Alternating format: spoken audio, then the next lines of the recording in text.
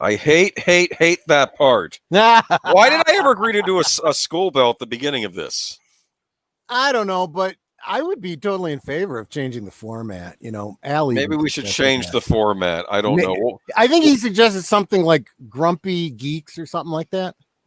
Yeah, Grumpy Geeks. I don't know. We should have someone do the. Maybe we should ask the group. If we were to change the name of this show from Study Hall to something else, what would you recommend for us?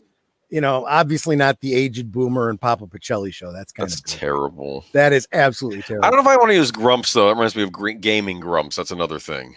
Oh, is there a Gaming Grumps? There's a Gaming Grumps channel. Yeah. Okay. So I don't know. Geeky Geezers. Geeky Geezers. Oh man. Well, I don't know how much of this geeky stuff I like these days. The only way that we're gonna get Al's buy-in is if there's alliteration. So that's why I'm going that route. Okay, we're gonna hear an echo in a minute. So why don't you keep quiet for 1 sec while I mute it? Okay. Okay. Go ahead. There you go. Did you hear that? I heard nothing. I heard a little click. Well, I heard you talking a minute ago. Okay, that was so I can look at the YouTube chat, even though I can look at the chat through here. I like to have it up on YouTube. Oh, I see. This is called not being prepared. Okay, that's but fine. I want to say hi to everyone here that tonight. goes with being Aged Boomer. I kind of get that. Hi, Nanette. Netters Network is here. Okay, Matthew Flynn, Daniel Heron, Brian Gilmartin, back to the drawing board. Casey Scott, a lot of our regulars here. Gosh, I love seeing you guys in the chat. I really do. And Auditor Dread and Big Al, he was first. He said, "Have a great show." Thank you, Al. Mr. Matchstick. And there is a Batman Ninja Weeb Watch at 11 o'clock tonight on Study Hall. We'll make sure that we're wrapped up by 10 Central so that you guys can get over there for that. That is such a weird movie. Yeah. Apparently the English version has a completely different script than the Japanese version, so I've heard, because apparently they animated the movie first in Japan and sent the English script writers like a couple notes on what the movie was about, and then the Japanese wrote their script at the same time because I guess they animated it first before writing the script. Oh my gosh, if that makes any sense. Make it up as they went, and I think they made up as well. So I think that they're two different movies. I mean, I haven't listened to the English dub of that yet, but that should be fun though. I would definitely recommend checking out Batman Ninja, and I will be on Mr. Matchstick's channel next week. We are going to be, hopefully, we're planning on doing a special movie. He may want to announce that himself though. So, but fair enough. All right, but here we all are. Welcome, everybody. And we have a lot of news to discuss tonight. What are you sipping on, Troy? I am sipping on... Okay, so at the end of last week, regular viewer of the show, Skipper Kenner stopped by, drop off Amigo that he found in the wild, and my birthday present, which was a full handle of Kraken. So I'm having a Kraken and Tab. Tab is going away. It's going the way of the dinosaur. So I stocked up. I spent almost $100 on cases of Tab. I got all that was left in the store.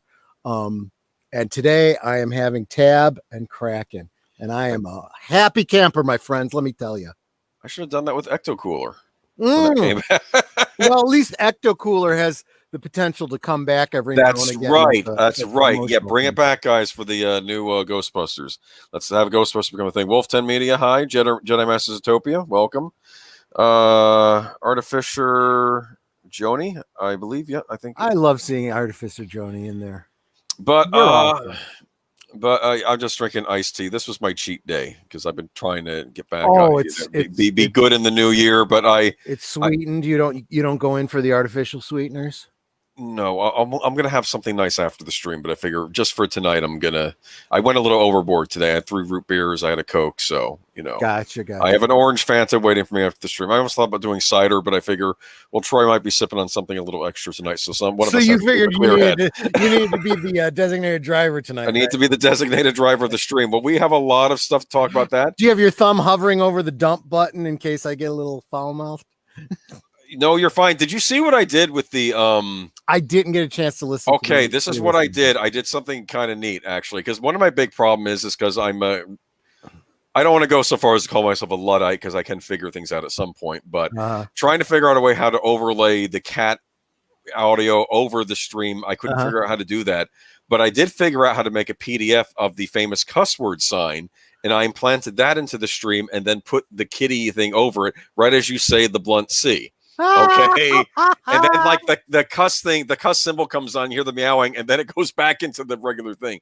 I thought it turned out neat, so we may try that in the future. Not that I'm encouraging you to. I don't think we'll be talking about that particular individual tonight. So there's plenty of other stuff. She just gets under my skin like no one else right now. Yes. But yes. I did want to comment on one person here. Is it Auditor Dread? This is super encouraging. He says, I just wanted to say, Aged Boomer and Troy Pacelli, you guys make Sunday night entertaining. Now, as encouraging as that is, and how much I appreciate you saying that, I do wonder, does that vary in direct proportion with how much I've had to drink? I think I should probably know that. That's I don't know if you were drinking anything last week, and I cracked up at the Star Wars video that I posted. Really? When you go, because this is how I cut it. Okay, it ends, Filoni and Favreau, they have the Midas touch. Kathleen Kennedy, everything she touches turns to shit. And on the stream, I started cracking up, okay? And you started cracking up on the stream, but I cut it out right as you said that. And then it just goes to the thing. And it's like, it's so nasty. It's so mean. You have to be nice to Kathleen Kennedy. We'll be talking about her later tonight. Anyway, we're what? No, I do not have to be nice to Kathleen Kennedy. That's for Ni hao, okay? So to our okay. Anyways. Maybe Boomer, you should do like one of those votes, and ask people. Do you find it more entertaining when Troy drinks or when he's sober? Just to see. We'll find out. It probably depends on what we're talking about. But you did Beastmaster last night. That was fun. I was listening to that last night. Man, Netter says no drinking, but that's just because she's here and she's got to deal with it. Beastmaster, great movie. Tanya Roberts, great everything. Yeah. Ecto Cooler is the only good thing to come out of the 2016 movie. Matthew Flynn says, yes, I agree. Well, okay. I had forgotten that they did a promotion with that. So, yeah, excellent point.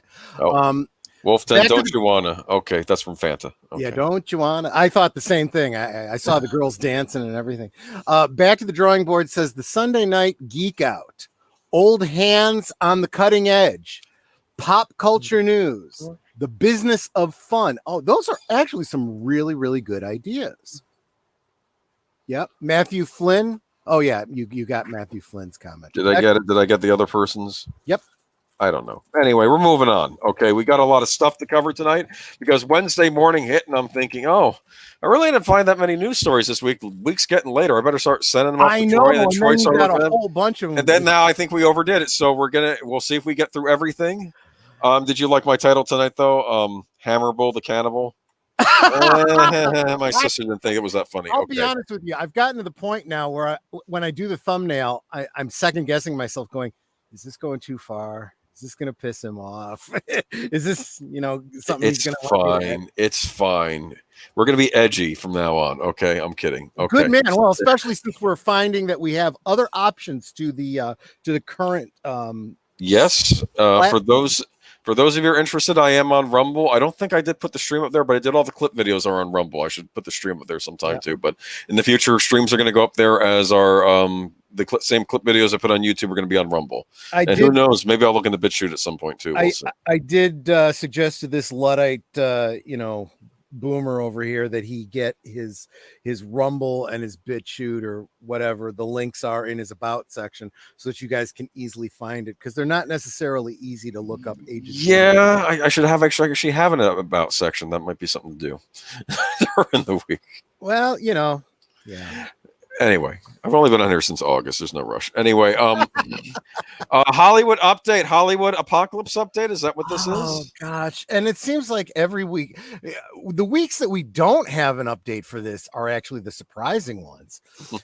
So, should we start with the Warner Brothers one? Yeah, the Warner Brothers again. I'm getting tired of talking about them, but they don't stop. They're always in the news. Warner Brothers crafting new talent deals to compensate for HBO Max release plan. All I can say about this is I saw it coming. It had to happen.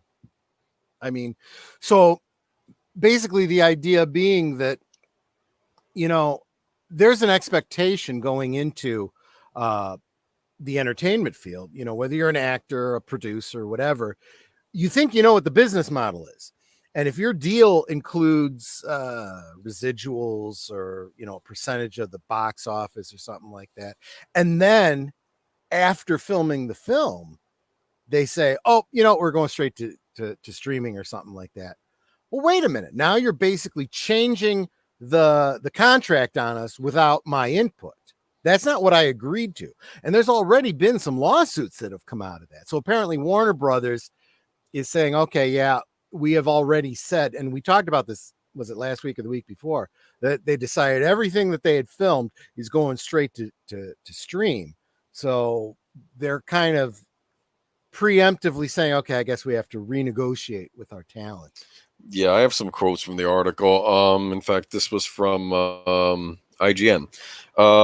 According to multiple reports, Warner Brothers is working on deals for new payments to filmmakers and their crews because of the studio's unprecedented move to make all 17 of its theatrically released movies for 2021 available concurrently for 1 month exclusive window on HBO Max.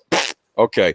Yeah. The deal will be based partly on HBO Max streaming fees, and as stated by Bloomberg, will guarantee payment regardless of box office sales to increase the odds of performance-based bonuses. My head's starting to hurt already with reading this. Per the Bloomberg piece, anyone entitled to a bonus will receive one at half the box office revenue that would normally be needed to trigger a payout. And if more theaters close down, the threshold will fall further. A stipulation called the quote-unquote I can't use the word, the beer bug multiplier. Okay. Yeah. Those who would normally participate in profits from box office receipts will continue to do so, as well as benefit from on-demand and online sales. And I think my own comments here are, sounds like everyone involved is getting less money, but maybe I'm wrong on this. No, I don't know. I think you're absolutely right, because regardless of how you read that or how you interpret it, keep in mind, they contracted for a certain size pie. And that pie got much, much smaller when they decided not to go to theaters, decided to go to stream. And all they're saying is, we're going to agree that you still get the same percentage of whatever. Now, I think it's an interesting legal and business concept. Many things are changing here, right? We've talked about this in the past when we talk about, like CBS and their shows on network television as opposed to, all extortion, right? On CBS commercial television, they legally have to declare their numbers because, they have to be forthcoming to their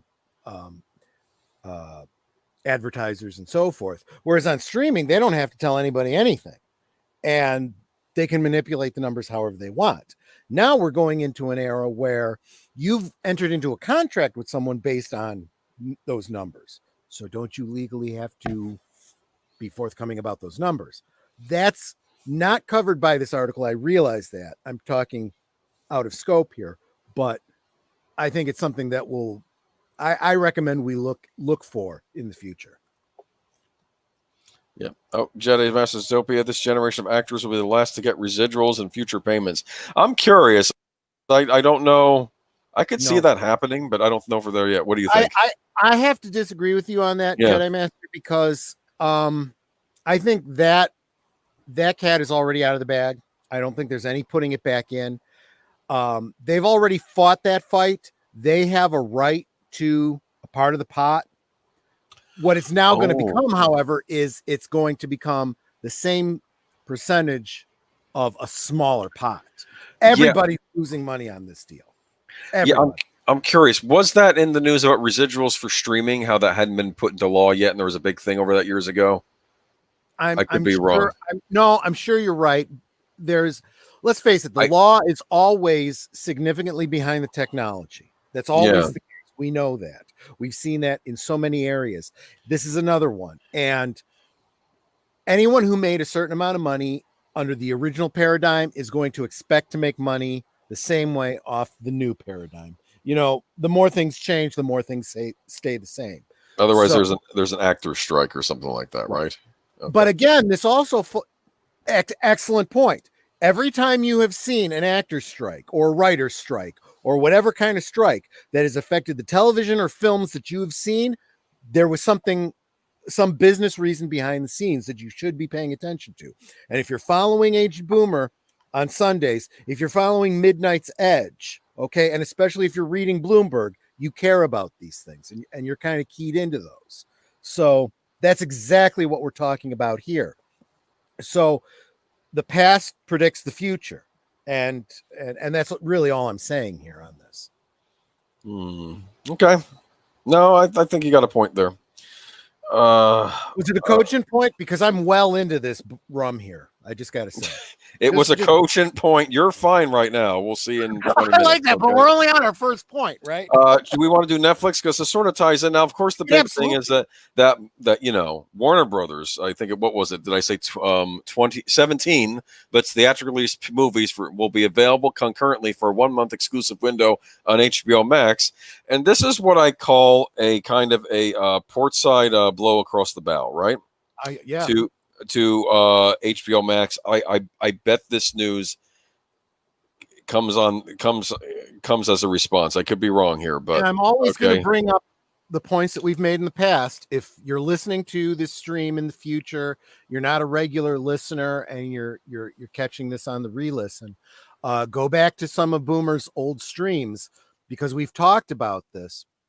Not only is the paradigm changing, but there's this idea that streaming is very different from theatrical releases. There's an upper limit to how many people you can get to subscribe to you.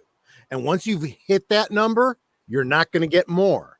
So, you really need to change your idea about how you invest in projects, how much money you put into your individual movies, how you market them. A lot of things are going to be changing. It's not as simple as just, now instead of seeing it in the cinema, we'll just see it on streaming. You're going to see a reduction in budgets, possibly in quality. The actors are going to be making. It's going to affect everything.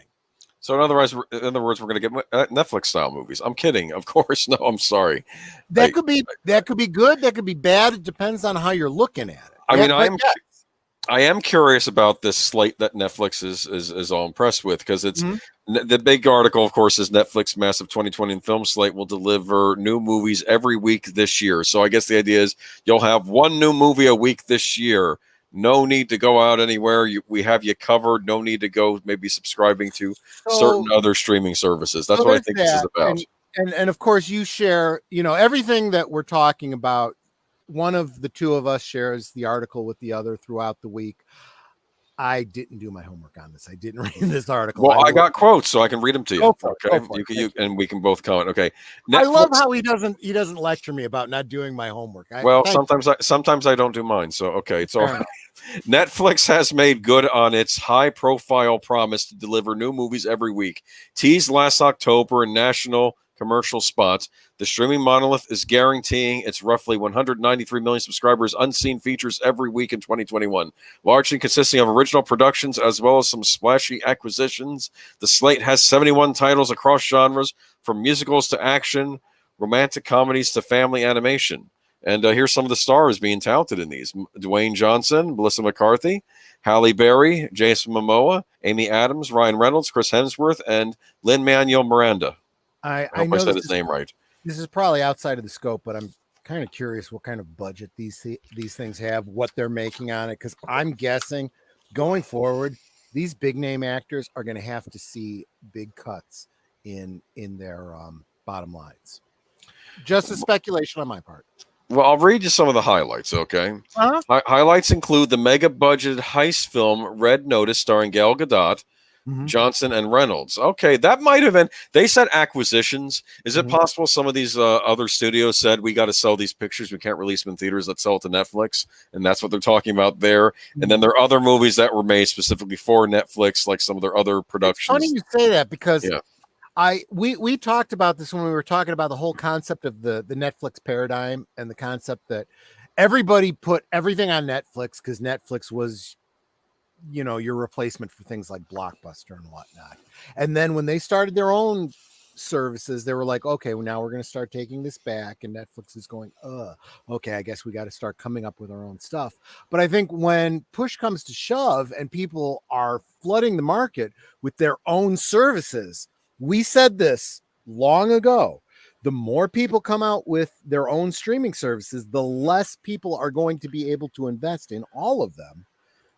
Yeah. So people are going to start looking for who is the one that I can get the most from, and they're going to go back to Netflix. So if you have a bunch of content and your streaming service is not really taking off, or, you know, for whatever reason you don't want to put it on your own, what are you going to do? You're going to go back to Netflix. Yeah, because Netflix just has the basics things that the basics that you need, I would imagine. But like they made a joke on Red Letter Media how the one guy says we've gotten rid of your cable, now we're just going to do streaming apps for you, and the guy named off all the streaming apps. All right, your total is $10,000 a month or something. Yeah, or outrageous right? number like that. No, that's exactly what I mean. It's an exaggeration, but that's exactly what people are seeing, and they're going, no, you know. And I'll tell you. And the Midnight's Edge guys did a piece on this too. Well, they at least touched on it. You know, the piracy is going up, and you got to expect that. You want to make the money, you got to keep the costs reasonable. And I don't know. I've come up with a whole bunch of different predictions. My personal prediction is I think that eventually we're going to see a service like Netflix, or maybe something that doesn't exist today, that's going to be your umbrella service. And then you're going to say, I want this, and this. And it's going to be kind of an a la carte kind of thing. You're going to subscribe to them. It's going to be like cable, but that's just because that's how business works. I don't know. I'm spitballing. I don't know what's going to happen, but right now something's got to give, because there's limited funds in the average American family. And you can't expect everyone to subscribe to everything to get all the things. Well, it's interesting. Back to the driver mentioned how he had seen a movie called Run, Hide, Flight recently this week. Said it was. I'm sorry. And he said, well, I hadn't heard of it either, but he said it was impressive. It was done on a small budget. You can do a lot on a smaller budget with a movie. I mean, to be fair, even a cheap movie is still expensive. You Guys, know, but, I have said this time and time again. The things that you love the most were usually done on small budgets. Right? I love George Romero's Dawn of the Dead. I mean, that was expensive for horror movie at the time, but it's still cheap compared to any other movie made. It's not about the special effects. It's not about the big names. It's about the story. Damn it. Figure this out. It's about the story. Get the story on right. Get good writing, and everything else is just frosting. Well, think back to the original Star Wars. That was modestly budgeted compared to other movies, you know, that came after. That all of the Lucasfilm technology that came out of that was spearheaded by people working with baling wire and duct tape. Yay. I want to say it worked for Jackie Chan, but never mind. Well, yeah, there's that too. Okay, anyway, but that'll get us into a whole talk about practical effects versus computers and stuff. Yeah. I don't even know if he even used effects. He just used his body and threw it up against the wall. That's as practical as you can get, right? Yes, I know. But Leia Plus says, are they making movies just for Netflix and the stars will star in them? This is my impression. Yes, there are going to be a lot of Netflix original productions. I think there's one called Army of the Dead. That's a zombie movie that's being done by Zack Snyder. Oh. You had me until you got to Zack Snyder. Well, I didn't say all these Netflix movies are going to be good, but it depends on whether or not people watch them. I mean, they had that one with Will Smith where he partnered with a goblin or something. I hadn't seen it, but you know. Wait. Either I've had way too much to drink, or no. There was say? a Will Smith movie, and it was like if fantasy creatures came into our world, and he had to partner with one. Oh no. Okay, I forgot what that was called. Okay, I didn't see it because everybody panned it. But, you know, of course, that's got Will Smith. He used to be known as Mr. Saturday Night because everyone would go to see the movies that he was in. And I guess he made the move to Netflix to do this movie. And I don't know. I don't know. He's kind of ended up in the Tom Cruise department. He's totally hit and miss now. Yeah, well, you know. I still haven't seen the movie where it's Will Smith versus Will Smith. That was the last thing I knew he did. Like, they clone him. and he's fighting the de-aged younger version of him. Anyway, Leia plus size, I think it's a mix. Okay. No, yeah, absolutely. I think they've acquired movies. Like I know that the Bond people were in talks of trying to sell it to them, and I know that this was a big controversy last week. Legendary wanted to sell King Kong versus Godzilla to Netflix, and Warner Brothers put the kibosh on it. Said nope, and then it ended up going to HBO Max. Remember? We'll probably be talking more about that one next week because I saw a couple pieces come out today that we didn't have a chance to look at for tonight's stream about Kong versus Godzilla. Yes. Yeah, thank you, Back to Draw Brother. It was called Bright. It was a terrible but fun. I'm kind of curious. Maybe I should check it out one of these days. Maybe not. We'll see. But should we go on to the AMC thing to round let's out go on to the sad AMC. Yeah, this will round out the whole thing. Am I echoing? Or are we talking over each other? Never mind. Okay. All right. No, I think you just got a little loud for a second there. For the love of Mike, let me lower my volume. Okay. AMC theaters won't benefit. If I have to tell you to calm down, that's a bad sign. It's a bad sign. We're not even a half hour into this yet. Okay. AMC theaters won't benefit from the recent beer bug relief bill. I love how I can't say, things on the stream because of Susan. CV, Can I say Susan on the stream? Will that get me in trouble? AMC's won't. I'm sorry. Go ahead. She runs YouTube. Okay, AMC theaters won't benefit from the recent pandemic relief bill as it only guarantees funds for small theaters and entertainment venues. Let me read you a clip from this article. All told, theater companies like AMC are in a tough spot. Even if movie theaters are able to begin operating at full capacity in a few months, there's no guarantee moviegoers will feel safe turning out. The Warner Brothers Oh, no, sorry. I didn't mean to interrupt you. Go ahead, interrupt. No, guys, what we're looking at here is I think you're deluding yourself if you honestly think that our lawmakers and our oligarchs are going to let us out of our homes. That being said, we are looking at a situation where, yes, I understand that it's very well-meaning that we want the mom and pop, local theaters to benefit and continue to operate, but it's going to kill AMC. And if it kills AMC, it's going to kill the industry, and mom and pop are still going to go away. That's what it comes down to. This is what happens when you have oligarchs that are well-meaning but effing stupid. Well, you're talking about mom and pops here. I'm thinking about what about the independent movies that sometimes get lucky and get that theatrical release, and like the theatrical venue is one thing for them. I mean, we've had, I'm trying to think of a recent example of that, but I mean, there've been so many. I mean, you think about your independent films that become these big blockbusters, and it's like Blair Witch Project.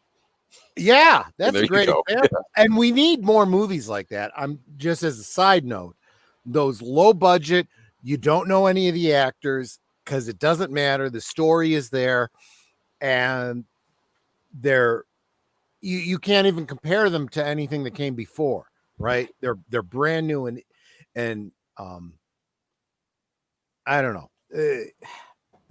I lost my train of thought, but well, that's okay. I'll continue reading. You can get it back. All right, hold on.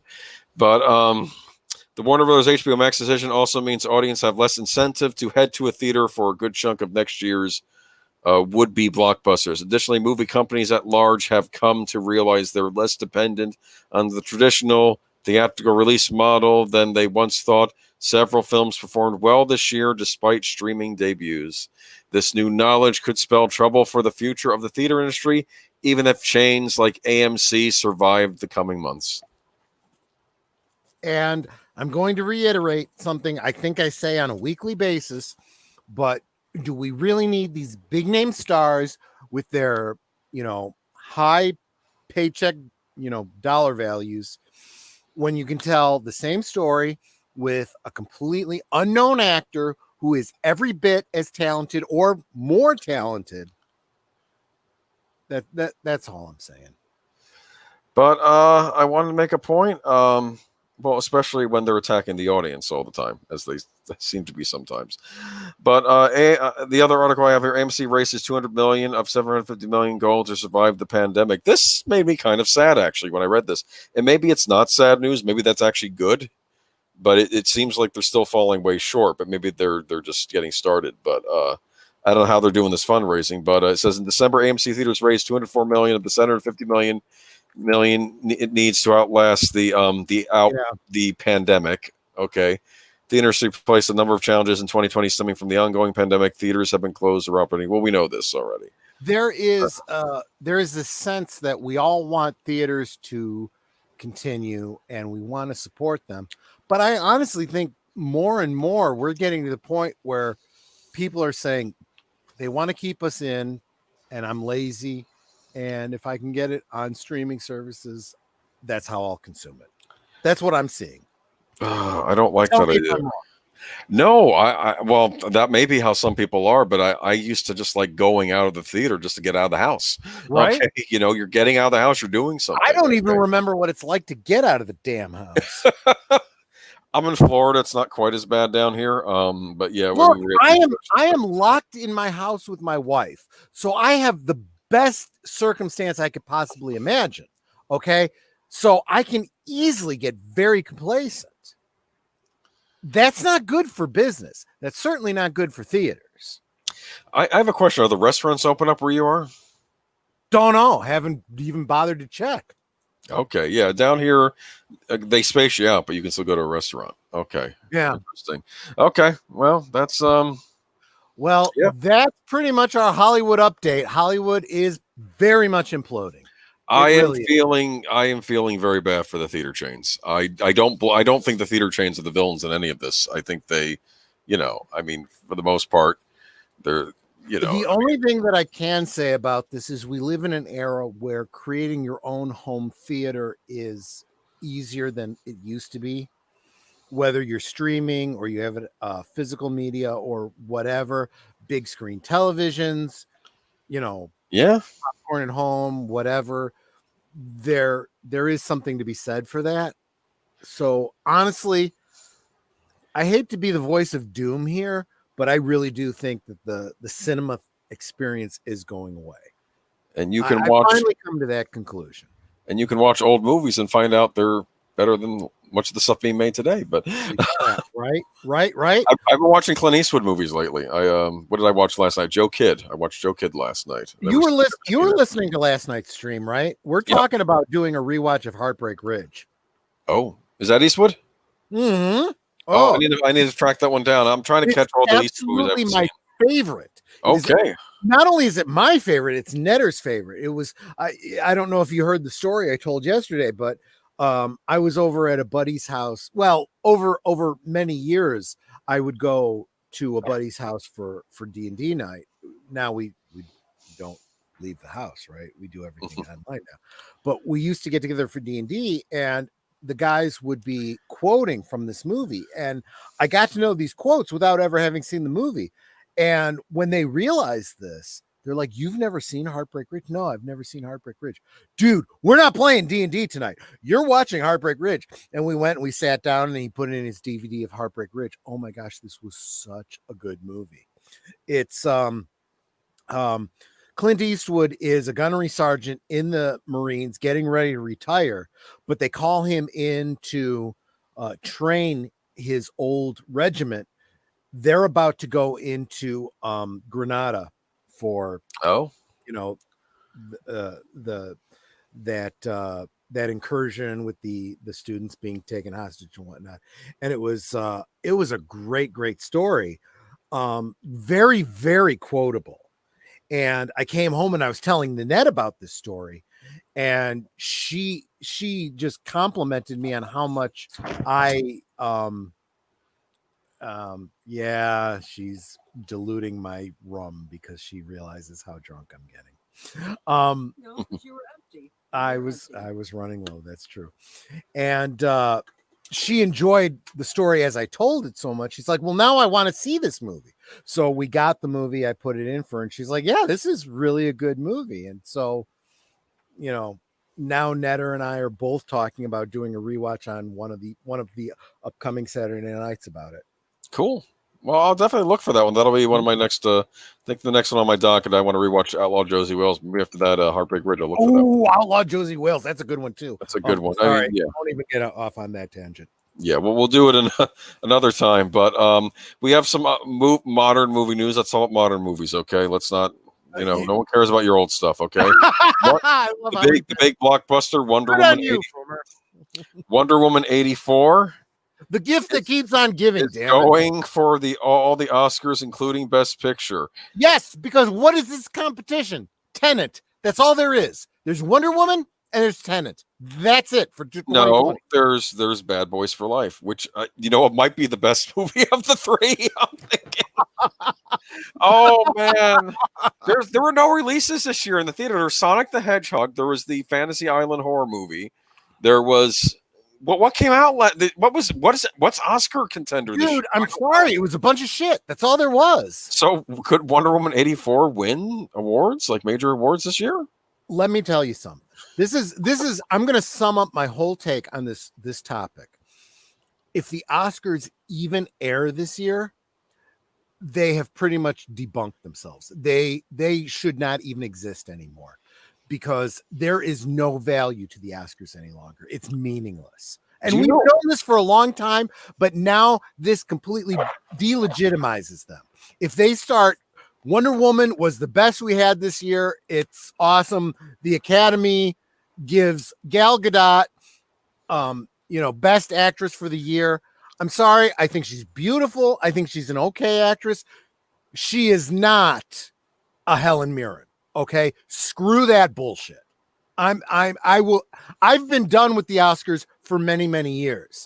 This is going to end the Oscars' credibility. Do you know why the Oscars came into being to begin with? At least this is a story I've heard, why they came into being way back in the old days in the golden age of Hollywood, why they created the Oscars. Hollywood had a bad reputation of being tawdry. Okay. Shocker. The Oscars were created, the Academy Awards were created to elevate it and make Hollywood seem better in the eyes of the American public, who did not necessarily have a good opinion of Hollywood at the time, and it was to raise them up. Now I don't think Hollywood cares about how they look to the American public, but I maybe because they're disconnected, they don't know how the American public actually sees them. I don't know. I will say, not being involved in the industry at all, but just, anecdotally, my grandmother used to say that any woman who became an actress in her day was considered right on the level of or slightly better than a prostitute. That's what she specifically told me. And this idea, when she said this, it kind of scandalized me a little bit. And the more I thought about it, and this whole concept that an actor is literally just a blank template for, whatever the director, writer, filmmaker wanted. And then especially today in the whole Me Too thing, casting couch, I'm saying all the buzzwords that's going to get you demonetized. All of these things, I started to realize, yeah, my grandmother was onto something there.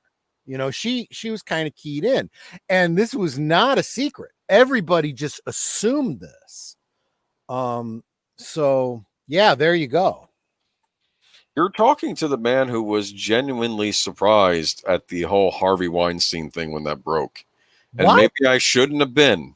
Maybe I shouldn't have been because you're undermining your whole aged boomer thing. Here's the thing. Oh, I know you probably heard the thing and I knew it all along, everything, but I didn't. I figured maybe I was probably being very naive. I thought this whole stuff when they talk about casting couches, this doesn't happen in the modern day. No, I was thinking this is a holdover from maybe like the 40s, some sleazy cigar chomping producer. This might have. I didn't see it happening today. And then of course you find out it's all been covered up, still going on. And the sad thing was, my issues with Weinstein, whatever, he did get a lot of filmmakers their start. A lot of smaller guys. He would allow talent to come outside from Hollywood in. So I always respected him for that, at least. And then I learned this horror show about what he was doing behind the scenes. And it's, it really caught me off guard. I didn't even want to go see a movie for a while after that. Power corrupts absolutely. Yeah. And when you understand that aspect of human nature, you kind of suspect it about everything. There is a much tighter scrutiny on your average business, HR, all of that stuff than there has been on Hollywood. Hollywood has operated, and I don't want to start a big thing, but just like with, the church, and I don't mean any specific church, I mean churches in general. Yeah, all of them have their scandals. On their own level. Hollywood is the same way, and they seem to operate outside and above the law. And then when there's some big scandal about it, you go, oh, big shocker. This has happened in every aspect of life, and you have avoided the scrutiny. No big surprise when it comes home to roost, Yeah. And it's just, but the one thing I don't like about Hollywood, though, is I think they tend to project their own sins on the rest of the country, Well, anyone who has listened to the show, or listened to me, I should say, with any regularity, has heard me talk about Viva Fry, Montreal litigator turned YouTuber, and his talks with Barnes Law, talking about, modern legal cases. And one of the things they talk about all the time is how projection is admission, right?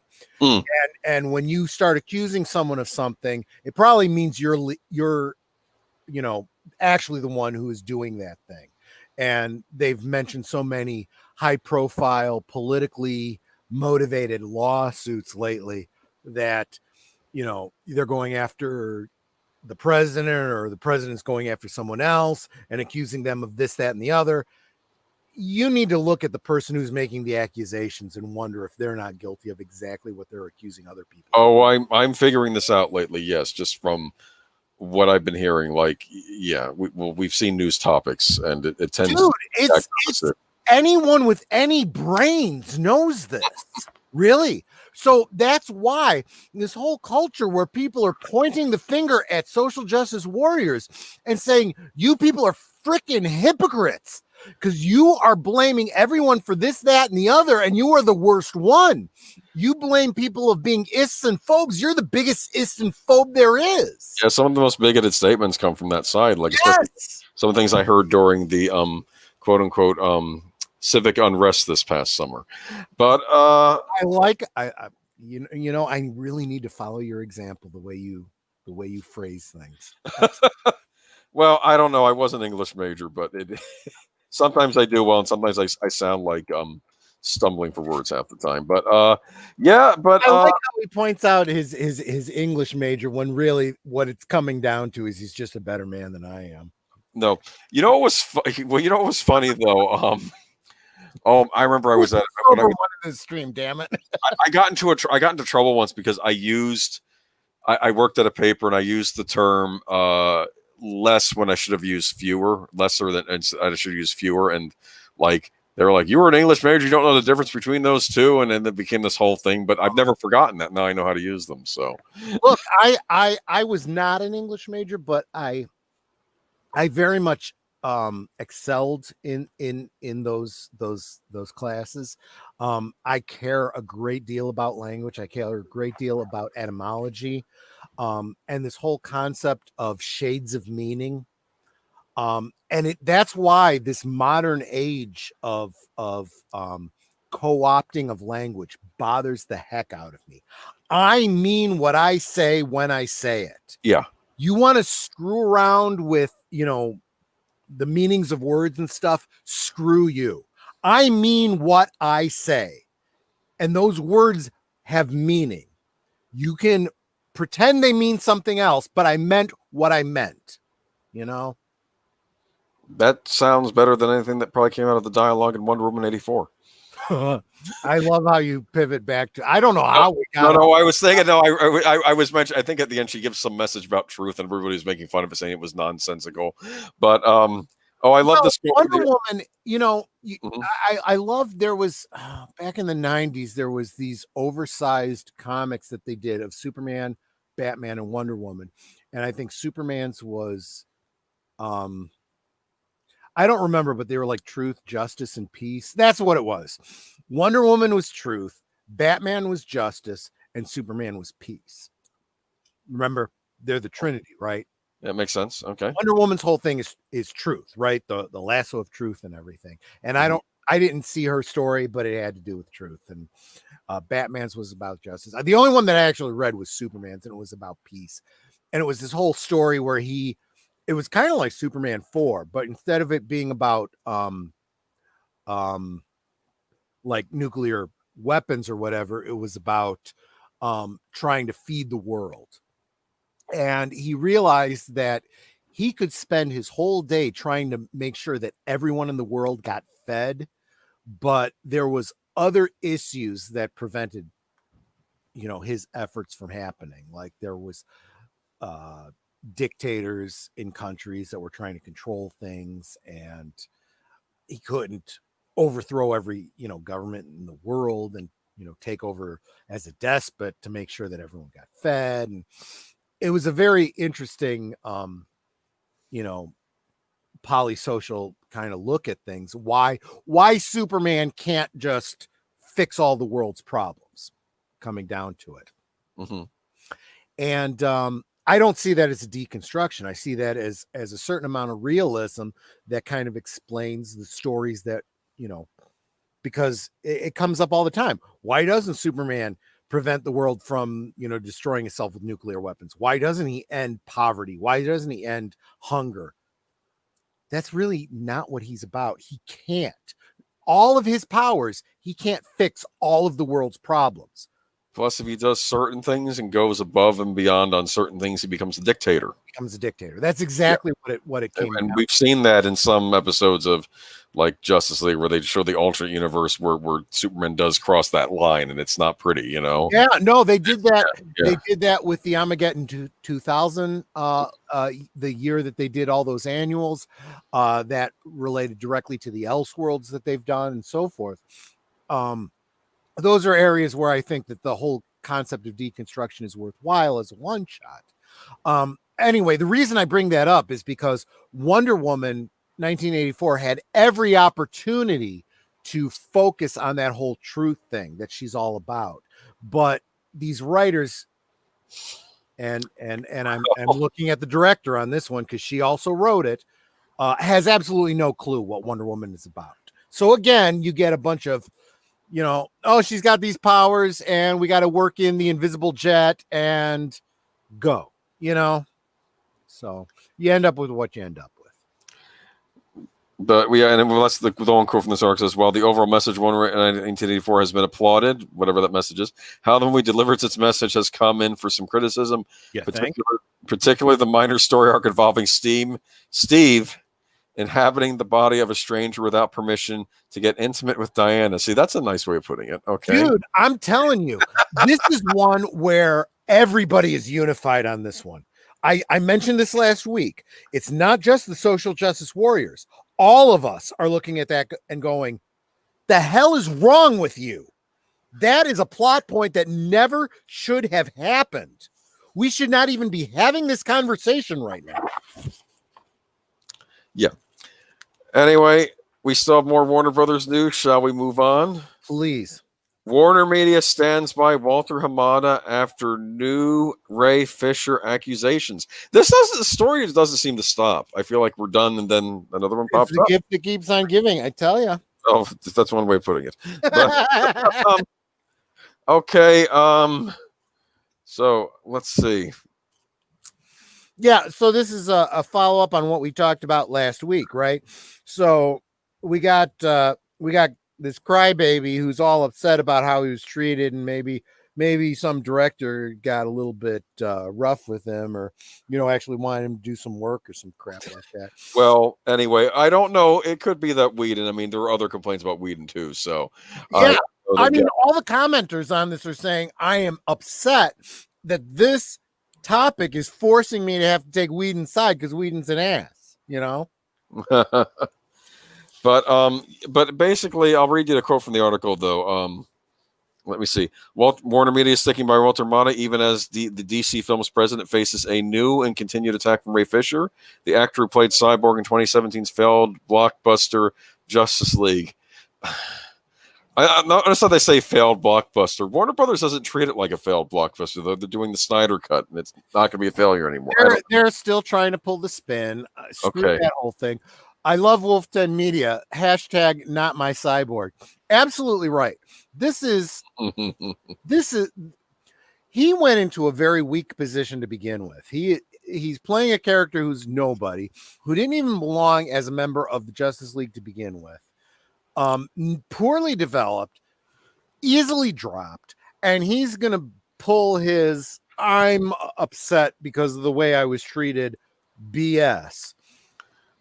I'm sorry. We all just see you as being a crybaby, throwing your career away, and that's basically what Warner Brothers is saying. They're going, look, you got nothing here. We're taking Walter Hamada's side. You're done. Goodbye. And everybody, I have not heard anybody say otherwise. Well, except for Aqua Bro. Everybody else is saying, okay, fine. You have a beef. Where's your proof? Even I want receipts. Yeah, even he was a little Jason Moe, he was a little cryptic though. Oh yeah, some bad stuff went down. So he didn't go into the specifics. Well, maybe he was wise enough to say, you know, I dig the kid. I'm on his side, but you know. And then go ahead. Well, Gal Gadot said, and that he's and that, you know, he's representing his truth or something, or she said something. I'm sorry, you lose me as soon as you start saying his truth, your truth, someone else's truth. The truth is the effing truth, people. Reality exists outside of what you believe. Okay, you can't go into, you know, believe science, believe this, you know, fact is fact. Okay, if you're going to be a flat earther, you can believe your truth. Okay, if you're going to believe science, if you're going to believe that there's a reality that exists outside of you, then, you know, anyway. Anyway, I'm going to read you the quote from Warner, the official newspeak. I mean the official quote from the company. Okay. Go for it. Okay. I believe in Walter Hamada and that he did not impede or interfere in the investigation, said Warner Media Chair and CEO Ann Sarnoff in a statement. Furthermore, I have full confidence in the investigation's process and findings. Walter is a well-respected leader known by his colleagues, peers, and me as a man of great character and integrity. As I said in Walter's recent deal extension announcement, I'm excited about where he's taking DC Films and look forward to working with him and the rest of the team to build out the DC multiverse. First, I want to acknowledge Trooper FN giving me grief about his truth. I see you there. But again, I'm telling you, show me the receipts. Show me the receipts. I'll believe you. I'm sorry. This whole Me Too, believe the victim. I believe evidence. Show me the evidence or I don't believe you. Because the fact is, without evidence, it's a witch hunt. So you want an actual investigation, court findings, evidence, that sort of thing? Hell, I would like an actual accusation. He hasn't even claimed what the problem is. What are you pissed about? He said he was mistreated. In what I want? Well, I don't know. I think that's no. what the investigation's supposed Boomer, to. I'm obviously not saying this to you. I'm saying this in theory to this dingbat. You know, Okay, if you are going to make an accusation, be very specific, and then show us the facts. If you can't do that, then shut the hell up. I don't know. Maybe Joss Whedon said you blink too much. It's a quote from a movie. And what's funny is that so many actors are going, I have you never been in a movie before? Do you not know that directors can be assholes sometimes? And all of us that live, in the middle class that go to work on a day-to-day basis go, have you never been mistreated by a boss? They can be assholes sometimes. That's just Life. Oh, Wolf to Media says, mistreated, so grow a pair and take it to management. Right. Exactly. And this is what it comes down to. There is a chain of command here. You do have recourse. And if you really had evidence, you'd bring a lawsuit. But you decided to go to Twitter. I'm sorry, Twitter is no longer a platform that anybody puts any faith in anymore. The past couple of weeks have definitely proved that. Yeah. Well, all I can tell you is that you didn't even comment on the last thing she said in the quote, though. What's that? Build out the DC multiverse. This is really happening. We're getting a multiverse. I don't care. If you don't I like don't, multiverse, multiverse, there'll be time 6 other travel. versions. This is sloppy writing, and I'm sorry, I can't even get worked up about it anymore. This is something I don't care about. So I think multiverse is, if we make a bad Batman movie, we just have another one in the wings, and we can release that one, and we can pretend that one's gonna be the one. And how is the Spider-Verse doing, by the way? Just saying. Well, what I'm saying is, like, they kept making sequels to Terminator 2 and say this is the real one. Nope, this is the real one. Nope, this is the real one. Yep. This is reminding me of. Okay. And nobody gives a flying F about anything but Terminator 1 and 2. That's all I'm saying. But I'll tell you something people do give a flying something about. Uh-huh. I won't even use the first initial. Let's say fig. A flying fig. Oh, I feel soiled now for saying that. Okay. I am. Well, I thought I was. I'm just messing around with you. Okay, I'm tired too. I'm operating on lack of sleep. You're operating on something else tonight. Okay. Let there be drunk. You heard it, people. I did not. I said nothing. Good on you, Boomer. We have Marvel news tonight. Okay. Oh, is this the Venom thing? This is Venom. Venom, Let There Be Carnage, reportedly rated R. Yay, Disney. You decided to... Oh, actually, it's not Disney, is it? It's not Disney. It's Sony. I almost wanted to say before I started fake Marvel, because Sony has their own line of Marvel movies they're doing based on Spider-Man characters that may or may not be part of the MCU. Okay? Well, hell, now I got to scrap everything I was going to say about this particular article because I forgot that this was Sony and not Disney. I've got quotes for you. Okay. Go for it.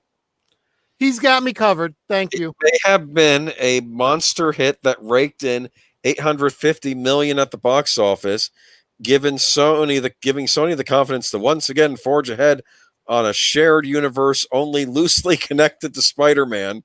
But Venom was a very strange movie.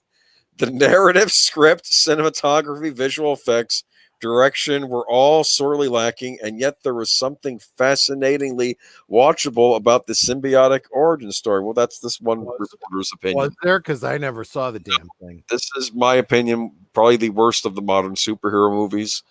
But that's just me. Some people know it, though. The fact that he's not a hero. I think he's an anti-hero. I've come to the conclusion there are people that do love this movie. I think the people that love this movie are people that don't like superheroes.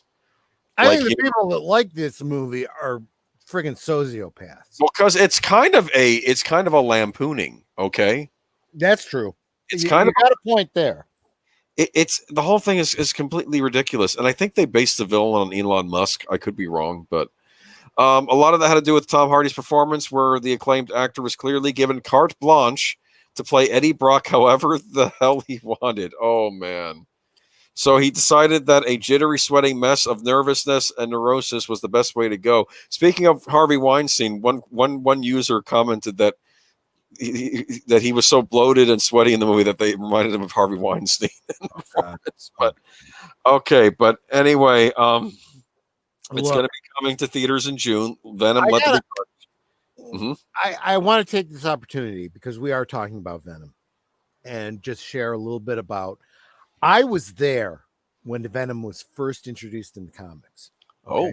I had the Secret Wars issue where Peter Parker got the symbiote, and I was reading Spider-Man for the entire arc of him wearing the symbiote costume, realizing what was happening, going to Reed Richards to get it removed, and the origin of Venom, and Venom becoming a Spider-Man villain. So when I see these movies, I get really angry at the concept of a Venom movie that has nothing to do with Spider-Man. It makes zero sense to me. As I said before, I'm not a huge comic book reader, but one of the few comics I have read was the suit and the Venom origin story. Okay, and it is a great story. Or What? The Secret Wars issue? Is that what you mean? I think so. Yeah, I don't know if that, or maybe it was summarized in the Venom graphic novel I had, but Could be. Venom was a big thing. I got because they put it all together in a trade paperback, so I of course snatched that up, and I wanted because Venom was the big deal. Venom and Carnage were the big thing. Okay. And it's a great story arc. And what I loved too about when he gets the black suit, and such a wasted opportunity in that third Spider movie, which we'll get to in a minute, but. That was a villain in and of itself, just the suit itself. Okay, that was Spider-Man versus himself, versus his own kind of dark nature. Okay, he was bringing out his worst side, and I like that. And they did a great job of it. If you're, I don't know if you're a cartoon watcher, Spectacular Spider-Man did a great job with the black suit storyline. Okay, and there's an episode where he you see him in the black suit for more than a few episodes, right? And it's getting worse, okay? Yep. And he finally knows he has to fight it off, and he's stuck inside it, and he's fighting the suit kind of mentally in his head. And guess who's there to help him out? Who? Uncle Ben. Ben? Yes. Oh my God, that is so awesome. And we hadn't even seen him on the show so far. We knew nothing about his origin. And basically the suit is going through it saying, you're really not a good guy, Peter Parker. Look what happened to Uncle Ben, okay? You need me, okay? And he was basically trying to use his guilt, saying, you're really not that makes sense. And it was doing it. And then, of course, he used it. And, and then Peter Parker realizes that all these people, all his friends and family that have helped him, they're all there with him always, and he can use them to overcome the suit with him, Dude, I kind of wish you'd also read the comics, because what you're talking about, and I appreciate you sharing that with me, because that is very supplementary to what I read in the comics. In the comics, he didn't know this, but the suit would literally take him over when he was trying to sleep, and would take him out, and he'd be fighting crime literally in his sleep, but the suit was in control.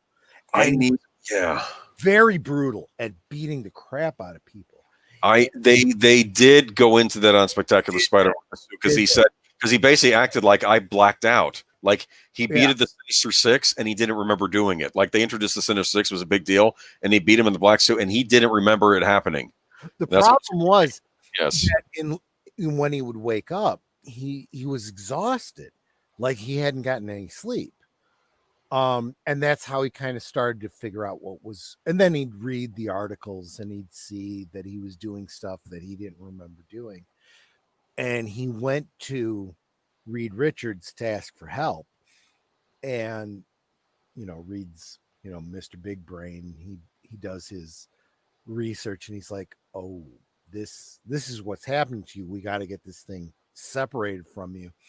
And that's what starts the whole, and it turns out that the symbiote, keep in mind what symbiote means. It really had bonded with Peter. And so when Peter's like, this is bad, get it off of me, the symbiote saw it as a rejection, and that leads to Brock, who had his own history with Spider-Man. Yeah, that I read. I did read that part of the story, because I got that whole storyline is missing from the movies. Is a whole dimension of WTF. You know what I mean? Yeah, Eddie Brock hates Eddie Brock hates Peter Parker. The symbiote hates Spider-Man. And they both, and that was what united them. So honestly, I haven't seen the Venom movie. It's so bad. I don't care to, but it's like without that element, who would care about this character? Here's the deal: you're coming from it that it's destroying this great Spider-Man storyline in the It's even worse than that because it's just a terrible overall film. I have no. It's like it's like a bad superhero movie from the '90s that they made today. Like, you know how like they would do sometimes they would do a super movie like maybe I don't know. Even no, I can't even say Spawn because Spawn was better than Venom. Okay, because Spawn had its bad parts, but it had its good parts. So I'm trying to think of I like a don't bad know. And superhero yet movie, but, this effing film got a sequel. It got I us don't understand this at all. because it did a great box office, and I always imagine that Sony, being Sony, are kind of building these things on the cheap. Okay, unlike the Marvel Studios movies. And let me just read though. Hold on, what was I going to say though? But we don't know too much about it just yet. But a new teaser for the teaser has now leaked online, and it would appear that a third entry in the Sony Pictures Universal and Marvel characters is getting an R rating, as you can see below. Okay, yeah, that is the main point of Yes. the article that we were getting to. Let me just And finish that up. makes sense. I Yeah. gotta say. So first, Sony can do whatever the heck they want. Disney doesn't really have too much say about it. Secondly, we're dealing with a character who's an anti-hero, right? So, oh well, they can do whatever they want in that regard. There was back in the late 80s, early 90s, there was an action figure that came out of Venom. This was during the time when all of the action figures they were putting out had voice boxes. And one of the phrases that Venom said was, I eat your brain, Spider-Man. And there was a big outcry about this. This is scandalous or whatever. And I'm like, this is what this character is. It is a violent evil. It is not a hero. It was a villain most of the time, an anti-hero occasionally. Here's what happened with Venom. Venom would not attack just a regular person walking down the street if he didn't have to. Like he didn't go after regular innocents, but he was still a bad guy. Okay, that's the problem. There are levels to villains. Okay, not every villain has to be a psychopath that is just nasty all about. Some villains can still be bad and not have some redeeming qualities. Like Venom would save a kid from like a baby carriage going in front of a truck. He might take the time to save that because in his mind the kid is innocent, but he still has a lot of problems. He's still a bad guy. Right. But I have to read you this last part though. The two title characters facing off sounds much better as an R-rated project, but releasing a big budget comic book blockbuster in the current box office climate with alienating a huge part of the younger demographic is a risky move on Sony's part. Still, there are over 5 months for business to pick up before Venom Let There Be Carnage arrives. So hopefully the world will be in a much better place by the time it arrives. What's interesting is that the character of Carnage. Oh yeah. The title doesn't, if you don't know what Carnage is, the title doesn't mean anything to you, but Carnage is another symbiote like Venom. Actually, if I remember correctly, an offspring of Venom. And an offspring of the symbiote, I think, yeah. Yes. And Carnage is absolutely a villain. Whereas Venom is a villain / anti-hero. Carnage pushes Venom towards the hero role. Well, Carnage is so bad that Venom would actually work with Spider-Man to take Carnage down. Okay.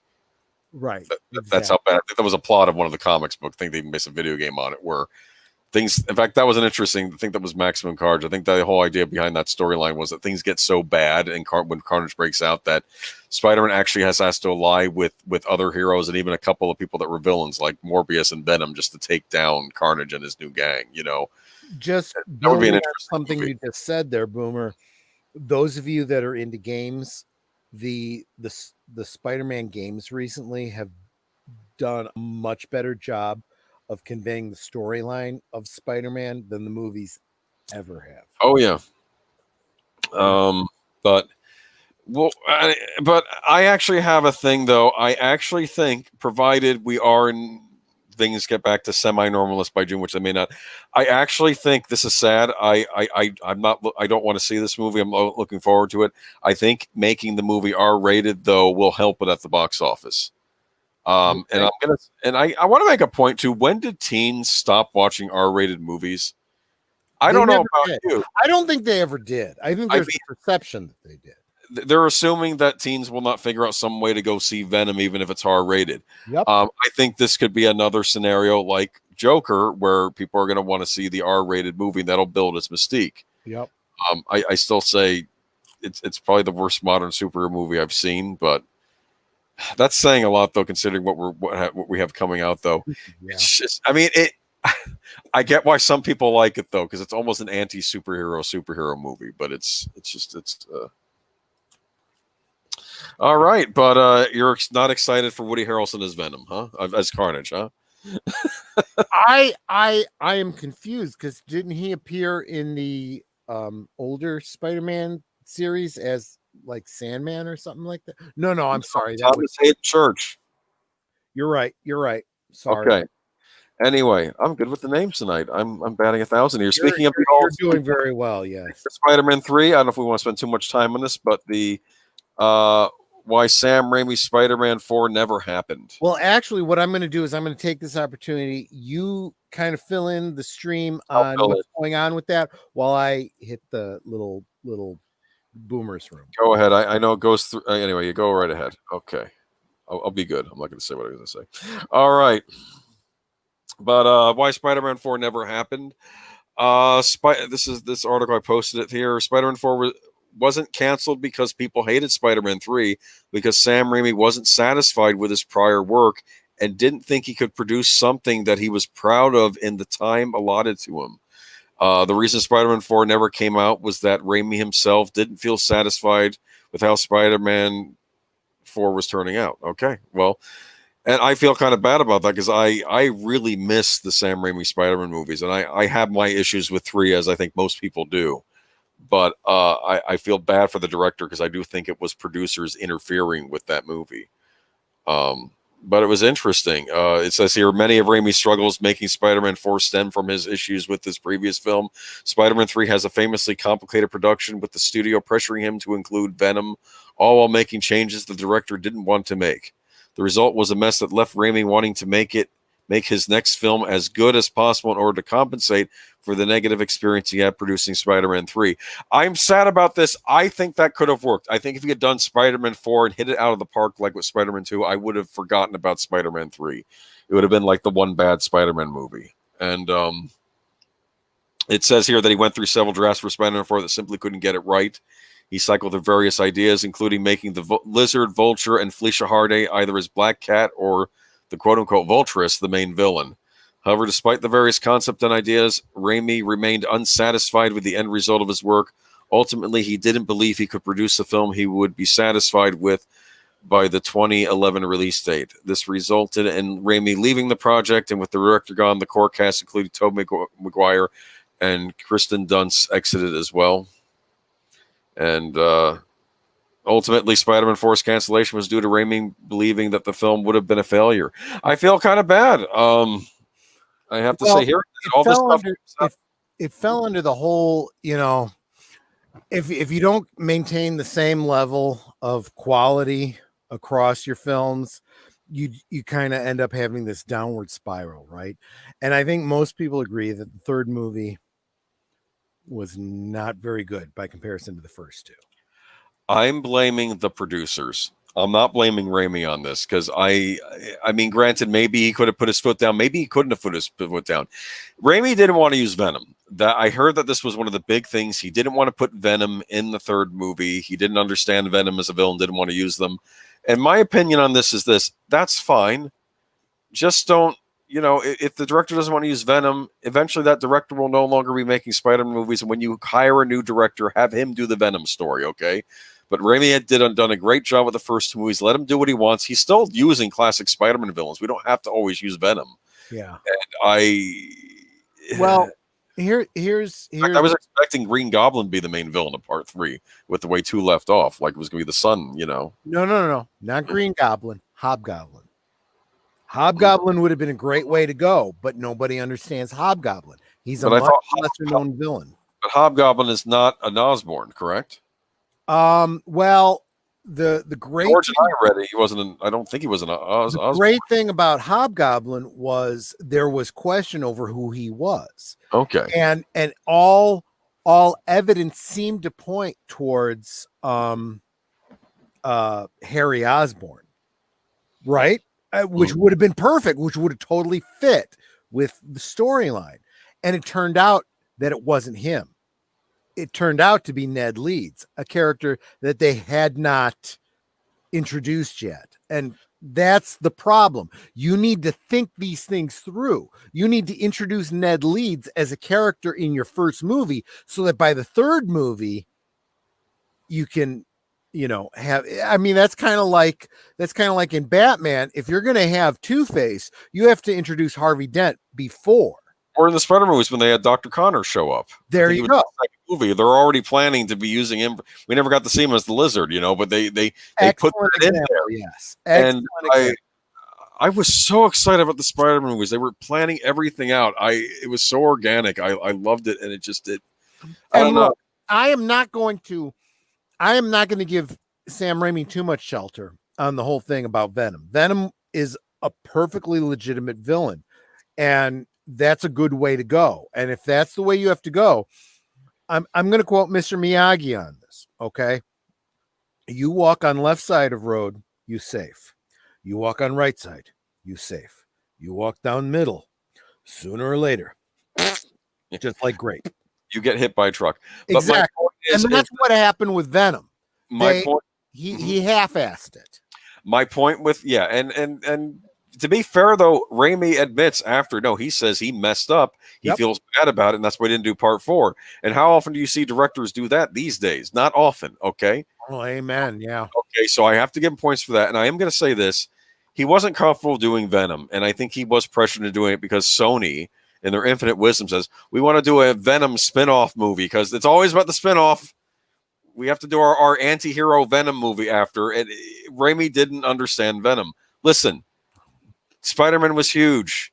Do something else. In fact, he said he even wanted to do Felicia Hardy. Do a Black Cat movie if to do a spinoff, okay? But I'm saying, leave Venom to someone who wants to do Venom. There are tons of Spider-Man villains to pick from. We didn't have to do a Venom right now, okay? Despite what I just said, I'm going to take a middle-of-the-road approach, okay? And I'm going to say, okay, I'm Sam Raimi, and I am told this is the expectation, okay? Instead of saying, no, I'm not going to do it, or saying yes and doing it half-assed, I'm going to say, I don't understand what Venom is. Let me look into it. And do your damn research. I'm getting sick and tired of these writers and directors who don't bother to take the time to go and read the comic book or what? Sorry. I'm saying, though, as you watch those Spider-Man movies, except for Venom, he understood Spider-Man. He understood the characters. Let's be honest. Okay, all right. Put your effort into Venom if that's what they're saying. Go read that Secret Wars. Go read that Web of Spider-Man arc that focused on it. But what I'm trying to say is I think it's okay if a director, let's be honest here, all of us don't like every superhero. We don't like, I mean, granted, we're not being hired to make movies, but like, there must be a Superman villain someone doesn't like. They shouldn't have to force There's a lot. I know, but my point is, and I actually completely agree with Brian Gilmore. And I was so excited because I was going to see Superman Returns, and I see the trailer for Spider-Man 3, and I see Spider-Man looking in the window, and the black suit is reflecting back at them, and I thought, oh my goodness! And I was annoyed when I found out they were doing Venom in the third movie because, like, just do the black suit, just do that storyline with him fighting against the black suit. Okay, Perfect for a part 3. Make the whole movie about that, and then you can bring Venom into part 4 or part 5 or something. Okay, have Venom come in later. Okay. Well, this is the same thing that I've said about all these, multiple universe, time travel things. If you're going to do that crap, you really need to plan it out. And there's some things you have to plan out and Easter egg into your early movies to set the stage for a later payoff. Like with the Spider-Man movies, they were planning for Harry Osborn, right? They were planning for him. They were planning for the Lizard. Okay, right. There are things being set up. J. Jonah Jameson's son was mentioned, the astronaut. Okay, I mean they're doing things, they're planning things that can be revealed in later movies. Okay, Right. but I so would how, even switch over to Universal and say they mentioned they were building up for the leader that never happened in the Hulk. yeah. Wolf Den Media says, how's that Morbius movie coming I along? don't know. That was something when I used to be a person in the chat. I was trying to troll people with that, like, hey, yeah, the Morbius movie. What do you think of Professor Geek? And now I'm the one stuck on the opposite end. But it's like, it's Right? like, well, because the Morbius movie, it's another one they're making. I mean, I think Morbius was a more sympathetic villain, at least what little I know about him. Yeah. But still, I But don't know. It's another one where they're having the villain be the main character again. addressing what you were saying and acknowledging Jedi Masters Utopia, I'm just trying to get at the point that it's not always as simple as just, telling a good story or telling the story you want to tell. You are operating with other people's money. Ah. You are working with Sony. Sony is telling you to do something. Okay, you need to decide, how can I make this work? And that's why I'm saying Spider-Man 3, he went ahead and he acquiesced. He gave us Venom because he was told he had to give us Venom, and he half-assed it. Here's yeah. See, this is where you and I are going to get an argument, though. The studio, you're Sam Raimi, the director. Studio and kiss your rump roast. He made 2 big successes. He doesn't want to put Venom in the movie. Don't make him put Venom in the movie, okay? Now, maybe he should have stuck by his guns and just adamantly refused, or I'm going to leave the project. I'm not using Venom. Maybe that was his mistake. But no, you're absolutely right. And the thing is, Steven Spielberg's making a movie. Oh no, sorry, Steven, you got to do it. He's not going to do it your way. It's Spielberg. Okay, Sam Raimi is a great director. Okay, he is especially great at doing this type of movie or like horror movies, stuff like that. Okay, and he deserved more respect. And I can understand if this was the first Spider movie he was doing. Yeah. Okay, but he had 2 hits prior. Okay, right. If he should have been able to do what he had wanted to do. And to be fair, they make a point too that it did do good at the box office. It was just a kind of a critical failure. And Raimi realized too, and sometimes I am going to say this too, sometimes when you're working on a creative project, you may think what you're doing is brilliant, and then the finished product comes out and you realize, oh, this is terrible. Like when if you're a guy writing a short story and bring it to a workshop, and then you realize, oh, I didn't do such a good job, Yeah. But you think at the time that it's brilliant. That can happen. And maybe he too, but I mean, at least he's admitting it now. This is exactly what I was saying, though, with the whole Mr. Miyagi thing. You do Venom, yes, good. You do Venom, no, good. You do Venom half-ass, you end up with Spider-Man 3. That's what I'm saying. And he had an obligation to either say, no, I'm not doing it at all, or if he was going to do it, he needed to put the time and effort in to understand it. He can't go into it and saying, I'm going to do this thing that I don't understand. You know what I'm saying? All right. But maybe I'm cutting Raimi slack because I've liked almost everything else he does. So, Look, I do too, but when he screws up, he screws up, and I'll call on why he screwed up. All right, but he's like I said though, I also give him points for admitting it, and I just feel bad. Yeah. No, you're right. Well, but what good does that do his whole thing? Because unfortunately, he kind of tanked himself. He's admitting to it. Isn't he rumored to be doing the Doctor Strange sequel, or did that not happen? Oh, I don't know. I have no idea. Anyway, let's move on. At this point, I'm going to say that anything that happens doesn't happen until it happens. And I know that sounds like a drunk man talking, but it's basically pointing out the fact that we get all these announcements of things that are supposed to happen, and some of them do and some of them don't. So if you hear something announced, it's not happening until it actually happens. All right. Well, on that note, though, let's move on to Star Wars. Hello? Wow. Yeah. So is that not a good transition? Well, I mean, it was pretty abrupt. So okay, I'm just saying. I think we said. We got like We got to get through this because I'm not going to get to Hammerbal the Cannibal the way we're going. Okay. Seems like Mara Like Jade. anyone cares about that particular thing, but okay, go ahead. Whatever. It seems like Mara Jade could also be set to make her live action debut, officially bringing her into Star Wars canon. I feel like I can talk freely about this because I don't think that the professor actually listens to this stream anymore. So, that being said, and me getting my Professor Geek dig out there, so I am going to. However, if he was listening, I feel like I'm the sound engraver to you. Okay. right? Because sound engraver's like, yeah, it's great, and there's other science fiction stuff out there, but no, Yeah, I understand though. It's important to talk about this because it's so what you're saying is you're more like sound engraver and less like Al, who's all completely sunny and happy and everything's good. Yeah, I mean the thing is, I'm going to say this. It's important to talk about the Mandalorian for starters. Whatever you say, whether or not you want to accept it or not, it has been positively received by many people, including many people in the Comicsgate community, and everyone I talk to seems to like it. That's all I'm saying. You can have your opinion, but you got to deal with reality. I at this point have no opinion. I haven't seen it yet. I don't know when that day will come. Probably at some point I will be watching it. But what I did. Wait a minute. I do have to say though, I love what Wolf 10 Media just said. I'm sure he listens. He just pretends to be Batman, who has things to do. So in other words, he listens, but he pretends not to.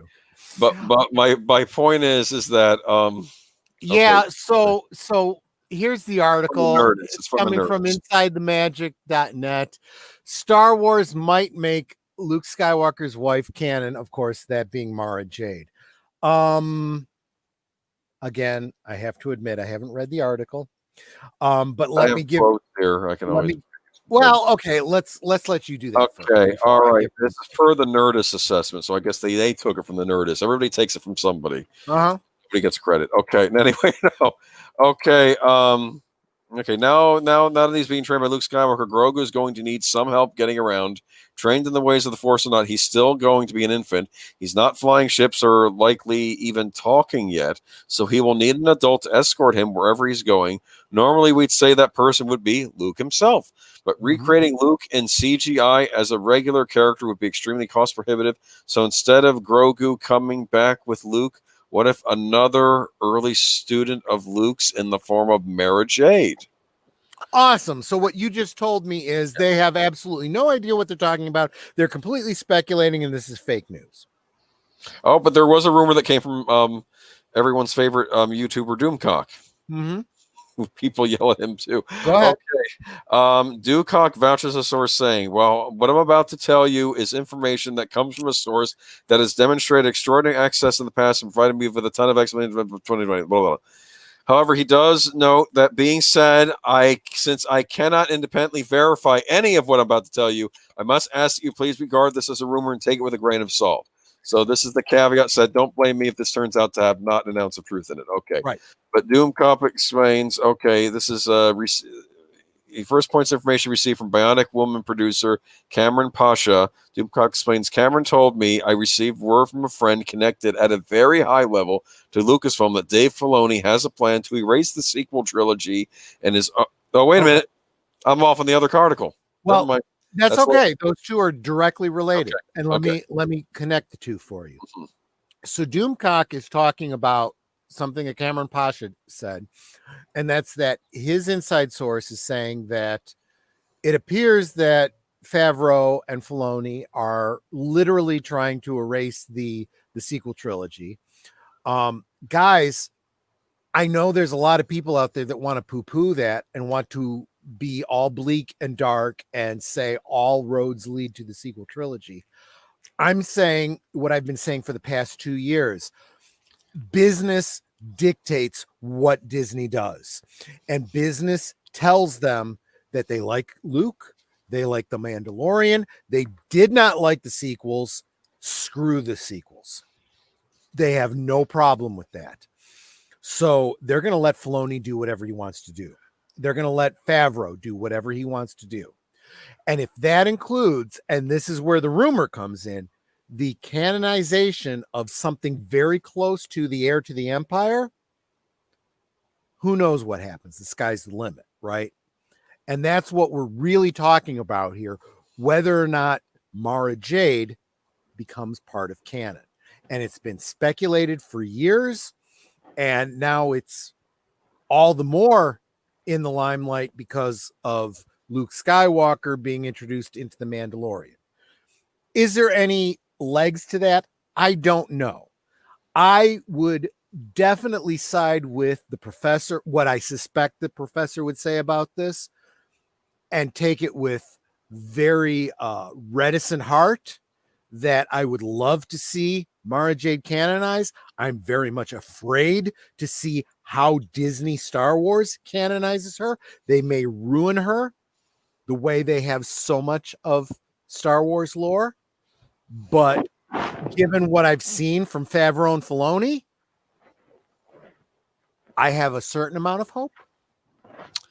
Well, I think back to the drawing board just shadowed here. For the sake of accuracy, Mary did briefly study the Force under Luke, making her marrying Luke later solidly Me Too territory.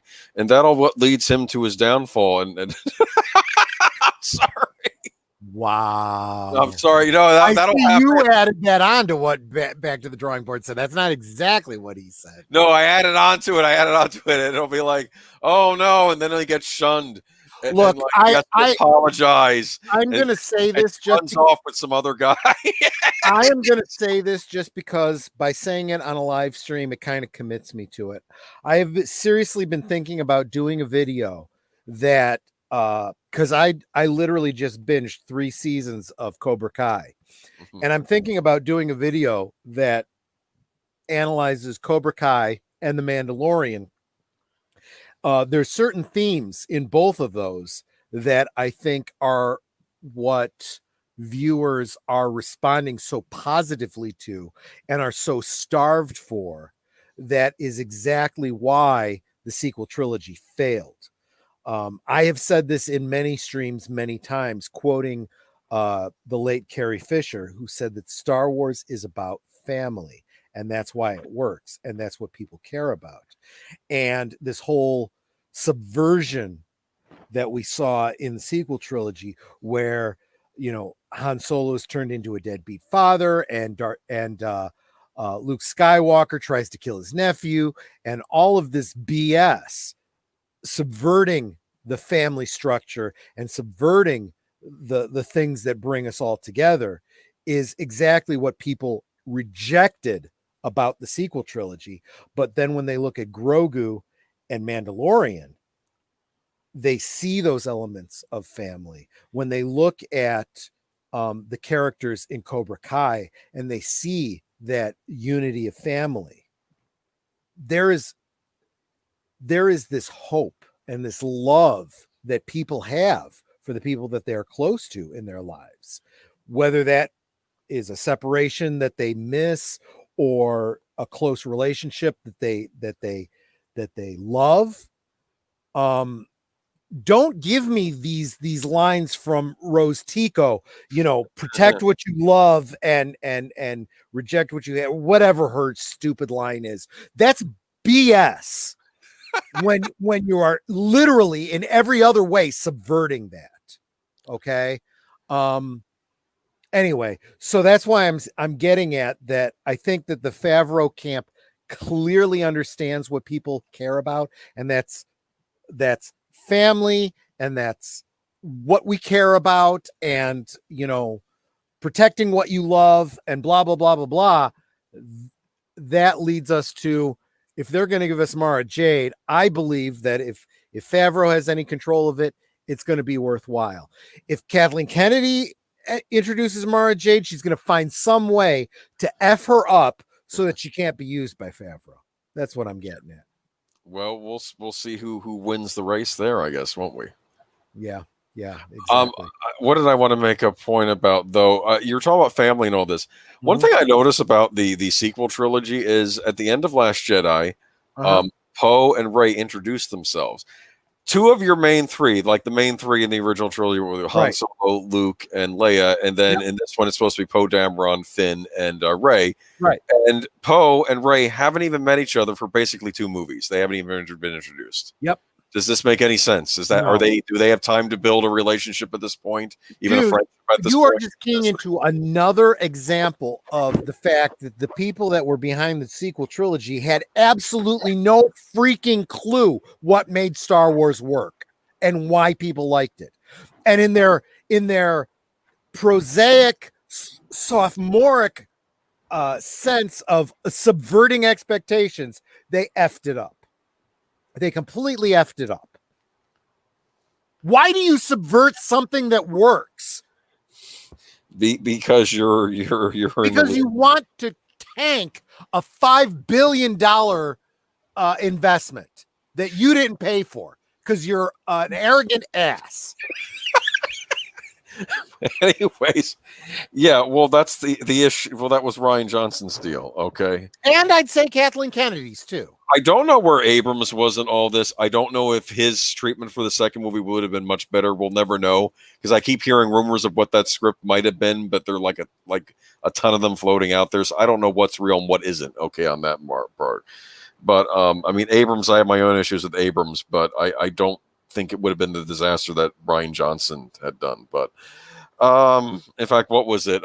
They say Abrams is big on making mystery boxes and oh, what's his name? Oh, that one YouTuber. I think his last name is Stewart. He was talking about it. He was making a point that J.J. Abrams set up mystery boxes and Ryan Johnson pooped in all the mystery boxes. Well, that YouTuber's name at the moment. I would say that there's two things going on. You're absolutely right about crapping in the mystery box, but I would even argue that when JJ sets up his mystery box, he doesn't know what's in the damn box because in his opinion it doesn't matter. And the fact is, a good writer knows exactly what's in that box. Well, you're supposed to hire the good writer to do your sequel. I don't know what to tell you about that. Okay. Well, that's the other thing too. We'll never know, right? Because you invested $5 billion in something and you decide you're going to have different people in charge of each of your next three movies. You should have had one person in charge of the whole kit and caboodle. Have the whole thing written before you even started shooting. You knew you were doing 3 movies, so why not just write it all out in advance and plan everything out? And in the meantime, you could have done your side Star Wars movies like the Rogue One or other things if you needed Star Wars movies to prepare. Look, it's not like they didn't already have a success story to look to. Okay? They had Favreau and Feige that did Marvel. They oversaw the elements they had control over like good managers, leadership. Okay. You know? Anyway. But anyway, I know you and I, though. But calm down. No. Okay. It's going to be okay. We were talking about the Thrawn casting, though, on me, remember? The which casting? The it's Grand Admiral Thrawn, right? Like yeah. And I had picked some guy picked Peter Dinklage with it, which I thought was funny. I did think that was funny, but when I really thought about it, he may not look the part. But if you think about his character from Game of Thrones, with the womanizing and the drinking aside. Oh, wait a minute. Yeah. He totally, Tyrion definitely is. What was it he said? He said, I drink and I know things. And it's that I know things. No, you know what I'm thinking of now, though? More than Peter Dinklage or Tyrion? Tywin Lannister, the father. Yeah, he's too old, though. No, but you can use, he's an alien anyway. You're going to use makeup on it anyway. Anyway. I could have seen him. Well, but I'm gonna take it even further and say, you know what, though? We're looking at characters that they played, not the actors themselves. So any actor you choose, if they're worth their weight in salt, is going to be able to play that character. And I think that the rumors that I've heard, which I think are complete BS, but the rumors that I've heard about it being Robert Downey Jr., sure, he's definitely got the acting chops to pull off that role. I think Robert Downey Jr. can play almost anything, but yeah, definitely. He's an excellent actor, and you should be able to say that about any actor. I went with Michael Fassbender. That was my pick for some reason. I thought he might be an off choice, but he might work. I thought because he's. I was trying to think outside the box. I'm trying to think of who the actor is that a lot of he people... played Magneto in the. He played the younger Magneto. No, not that. There's been a lot of people kicking around one particular actor, and I can't remember who it was, but he also was the voice actor that played Thrawn in the cartoon I series. could go with him. He would be excellent too. And once I saw what he looked like, I was like, okay, yeah, I can get behind that, you know. But what you really need is a Moriarty type of actor, or character. Excuse me. Yeah. He's got to be brilliant. He's got to be an excellent tactician. He's got to be dispassionate in an evil way. Mm-hmm. If you can pull that off, you can pull off Thrawn. But the writing absolutely has to be there. He's got to be playing 4-dimensional chess, you know. Mr. Master, if J.J. Abrams would have lost his temper when the fans guessed the mystery box and changed it. Oh, well. Yeah, so he's making a reference to, well, I don't want to speak for Mr. Matchstick, but I suspect he's probably referring to Lost, where the fans knew where he was going with Lost. And he said, oh, no. They're not dead and in purgatory. And then sure enough, we get to the very end. And yeah, that's exactly right. Same thing with Star Trek 2. Everyone guessed, oh, it's Khan. It's Khan. You're saying that it's, you know, somebody else, but it's Khan. No, it's not. No, it's not. Then we all go see Star Trek 2. And yeah, it's Khan. It's like, do you Oh, go ahead. Yeah, well, I know it's Khan. Yeah, everyone's mad about that because they were like, well, and what it comes down to is I compare J.J. Abrams, you know, to George Martin, who says, you know, he put certain clues into his books. And when there was one storyline, I can't remember if it was the thing about Hodor or if it was the thing about Jon Snow coming back or whatever. He said he didn't want to. Yeah, that's what it was. It was Jon Snow turning out to be, you know, the son of you know, basically the nephew, you know, the rightful heir or whatever, the bastard son. When the fans guessed it, he thought about maybe changing the storyline, and then he said, no, that's not right. I laid the seeds for this storyline, and if my readers were smart enough to pick up on them and guess where it was leading, then they deserve the payoff of being right. And so he stuck to his guns and he told the story the way he had planned it out. And I think that is a certain amount of integrity and conviction for an artist. So when I look at someone like J.J. Abrams, that's like, nuh-uh, screw you. You're an ass and a hack. Just saying. Yeah, well, there's that. Speaking of more Star Wars news, though, should we get on to the other pressing Star Wars? Help me out because I lost track. Where are we at? We are at let me see. It's about the Chinese oh yeah, Lucasfilms bleedingfool.com. Yes, Bezos join forces with the Communist Chinese Party. So Bezos, just so for those of you that don't know the term, that's a neologism.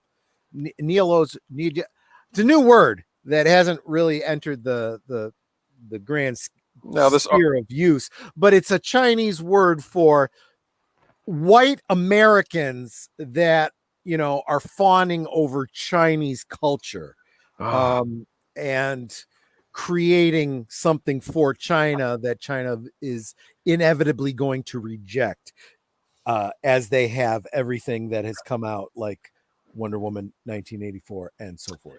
Now, this article was kind of more like an opinion piece, but I did get some interesting things from it, though. Okay, yep. There are some good quotes in here about what they're trying to do. Okay, which is awesome because I don't think they know what they're trying to do. No. Okay, Chen Yang, the vice president and chief editor of China Literature.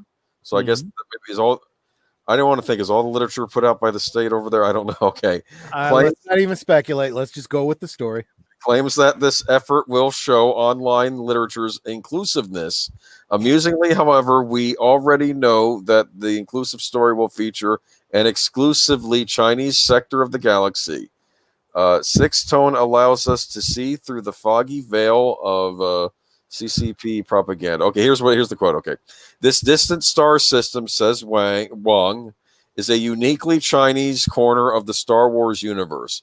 Although populated by some recognizable races from the Star Wars universe, Twi'leks, Rhodians, Wookiees, and the like, it mostly consists of a race of humans with black hair and dark eyes whose given names, space, food, architecture, values, culture, and habits reflect those of the Chinese.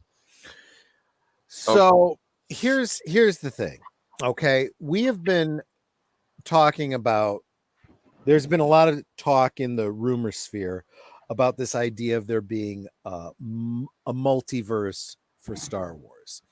And I think that's a little bit overstated. I think what they're doing is they are allowing Kathleen Kennedy and her faction to do whatever stupid bullshit she wants to do and kind of relegating it to beta or delta canon. Yes, technically it sort of is supposed to be part of canon, but it's not.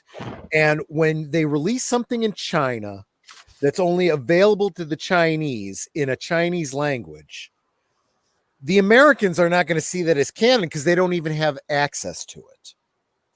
And when they put out something that in books and comics that not everyone sees, basically if it's not a movie or a TV show, it's technically canon, but nobody pays attention to it, and therefore it isn't canon.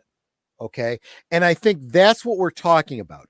Anything that the Kathleen Kennedy camp does is relegated to this beta, delta, epsilon canon because it's not accessible to everybody. It's only accessible to her social justice segment of the population that don't even really consume Star Wars to begin with. Then when you couple that with the fact that Star Wars has not historically been very popular in China, and nobody in China gives a flying fig about Star Wars, what do you have? You have Kathleen Kennedy being completely irrelevant. Close case. Well, I did see her on the video. She was saying ni hao, and she was introducing this. They say this will never leave China. This is for the China-only market, just as nothing from the High Republic will ever be sold in China. Yeah. Well, that's great because nothing in the High Republic is going to make it into the mainstream anyway, because nobody's going to pick up and read the damn thing. Just say. Now that's a later story. There's talk about turning the High Republic into a live action film. That might be considered canon, but until that actually happens, it's meaningless to most audiences. Nobody is scrambling for action figures of these goofy characters that they've done concept art for from this High Republic. Okay. So do you think that this could be more of Kathleen Kennedy digging her own grave, maybe? This is Kathleen Kennedy struggling to remain relevant, and nobody gives a flying frick about anything she does. Nobody gives a babu frick about her. Oh, apparently Trooper says okay, sorry. There's some Han Solo books that were canonized, and they were Hungarian, I think. Really? I'll have to look for those. Again, it comes down to what do you consider canon? Just because you call it canon, just because Lucasfilm. Well, maybe they were translated and considered. I don't know about the EU. Again, you can call it canon. You own the IP, Lucasfilm. You can call it canon. If nobody reads it and nobody has any awareness of it, how much canon is that? This is what the Professor Geek community is founded on. This understanding that it's the audience that determines what canon is, not the IP holders. And I have had this conversation with actual authors that write licensed products for these IPs, and they go, oh no, it's the IP holders that dictate canon. Okay, fine, you believe that because you have to tote the company line because you're getting paid by them. But when nobody gives a flying fig about your book because nobody read it, they can call it canon all they want until everybody forgets about it and it's no longer canon. Exactly. Well, yeah. No, you make a sound argument for that. I'm sorry. I'm always going to side on the side of reality. You can believe whatever you want, but reality doesn't give a flying frick what you believe. Okay. And those people out there that claim to be, claim everyone else is a science denier. Well, then you really better understand what science is. Science is a study of reality, and you can believe whatever you want, but reality doesn't care what you believe. Yeah. Almost like facts don't care about your feelings. Exactly. Well, that's what I was alluding to. Yes. Thank you. Anyway, what was I going to say though? I think we have room for one more story. Do you want to do the Amber Heard thing? Amber Heard. What are we going to say about Amber Heard? She's a POS. Okay. Well, do you know she has decided to pretty much freaking end her career. A couple weeks ago, we were talking about Amber Heard. She was going to take over and be some sort of a pirate in the new Pirates of the Caribbean story.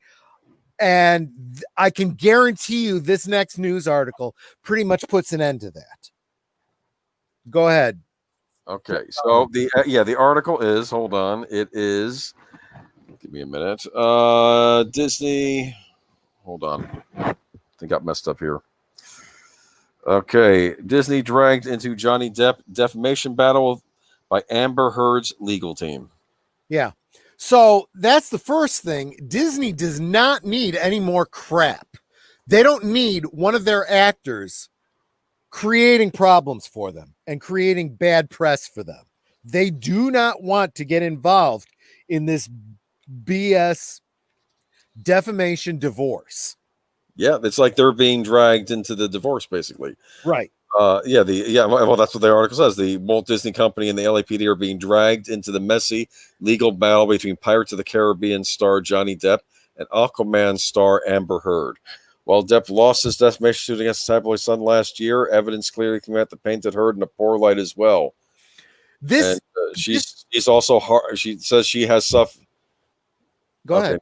Then. All right. However, Heard has thus far not suffered the potentially irreparable career damage that Depp has. Warner cut ties with Depp after his loss, and the word is that Disney will move ahead on further Pirates of the Caribbean movies without Captain Sparrow. Specifically, though, Heard seems to be looking for insight from Disney into Depp's drug and alcohol use, which could support her position that Depp was in fact a wife beater. So she's not letting this go, it sounds like, even though. Right. So let's start with the fact that just because somebody drinks does not mean that they're a wife beater. Nanette, do I beat you? You know I drink. Have I ever beat you? No, one drink a week anyway. Yeah, well, she determines how much I am allowed to drink. So there's that. but my point is, anybody who understands reality, and there aren't enough people that do, but those that understand reality understand that substance abuse is not immediately equatable to spousal abuse. Okay. And you can say whatever you want about Johnny Depp and claim that he's a drinker or a substance abuser. That in and of itself does not mean that he is an abuser. If you want to claim he's an abuser, you better have the receipts to back it up. And that's what her whole case is supposed to be about. I would compare her BS to Cyborg and Warner Brothers. If you're going to make accusations, you better have the evidence. And if you're going to go dragging your employer into it, if you want to keep working for them, you better have a reason to have them on your side. Because otherwise, they're just going to get annoyed and say, you know what? We'd rather just not have anything to do with you. But this is what I don't understand about this entire situation. Hasn't Amber Heard basically won? So why does she keep poking at this? I mean, she won in the. I mean, she's won in the court of public opinion, right? At least the news media. They're basically on her side, right? That's not enough for these people. They get this idea the big because I'm a woman, or because Cyborg. I forget his name. and I don't care because he's not going. Ray Fisher. Because of race, because of gender, because of identity, politics. I am untouchable. Therefore, I can write my own ticket. And that only goes so far. You better have the reality to back it up, because if you don't, you're going to become persona non grata, and you are not going to be able to get any work, and you're going to disappear, and your name will never be mentioned again. And that's where I see Amber Heard going. That's where I see Ray, what's his name, going. You know, so that's really all I have to say about it. Mr. Matchstick Troy spitting fire. I feel strongly about these things. These people can just dry up. I really don't care about these people. There is nothing about Amber Heard. There is nothing about Ray Fisher. Is that his name? Yes. There is nothing about them that I care about. Really. They are not talented enough for me to care about. Amber Heard, not even attractive enough for me to even notice or remember what she looks like. I'm sure she's very attractive, but they're in Hollywood, attractive faces are a dime a dozen. You better have more going for you than that. And as soon as you start defecating in someone's bed and dragging them through the mud, people start to go, you're a train wreck. We're done with you. Yeah, that's a little uncouth. Defecating in someone's bed, I think, right? One would imagine. Okay, but anyway, we had other stuff. We may save for next week, though. We will get to the Army Hammer the Cannibal story. Oh, jeez. I don't even know what to we make will get that. to it. I saw that one, and we had like 3 articles on that, and I'm like, he was the Lone Ranger. Does this mean the Lone Ranger sequel is not happening between Depp on the outs and now Army Hammer? The controversy surrounding him, which we'll get to next week. oh, jeez. You know, the Lone Ranger is a cannibal. I don't know. Oh, man. So, anyways, Hollywood people, don't we love it? I mean, they used to call it La La Land because it was full of loonies. Now, oh my gosh, I don't even know where to begin, my friend. It is. They used to call it the land of fruit and nuts. And that's so true. That now is it's the land of absolutely nuts. I'm true. sorry. That is absolutely true. So The land of fruity nuts, mate. Anyway, okay. Yeah. Anyway, moving on. I think we got like 4 minutes left. I did remind everyone, Mr. Matchstick has a stream tonight. He has Batman Ninja. It's a cool movie. It's you know why it's a cool movie? Because it has Gorilla Grodd in addition to all the other Batman villains. And Gorilla Grodd is Gorilla Grodd a ninja too? No, he's not a. You gotta ask these questions. Okay, let me explain something to you. Okay, everybody's complaining. Crap. We're gonna take up the last 4 minutes with him explaining.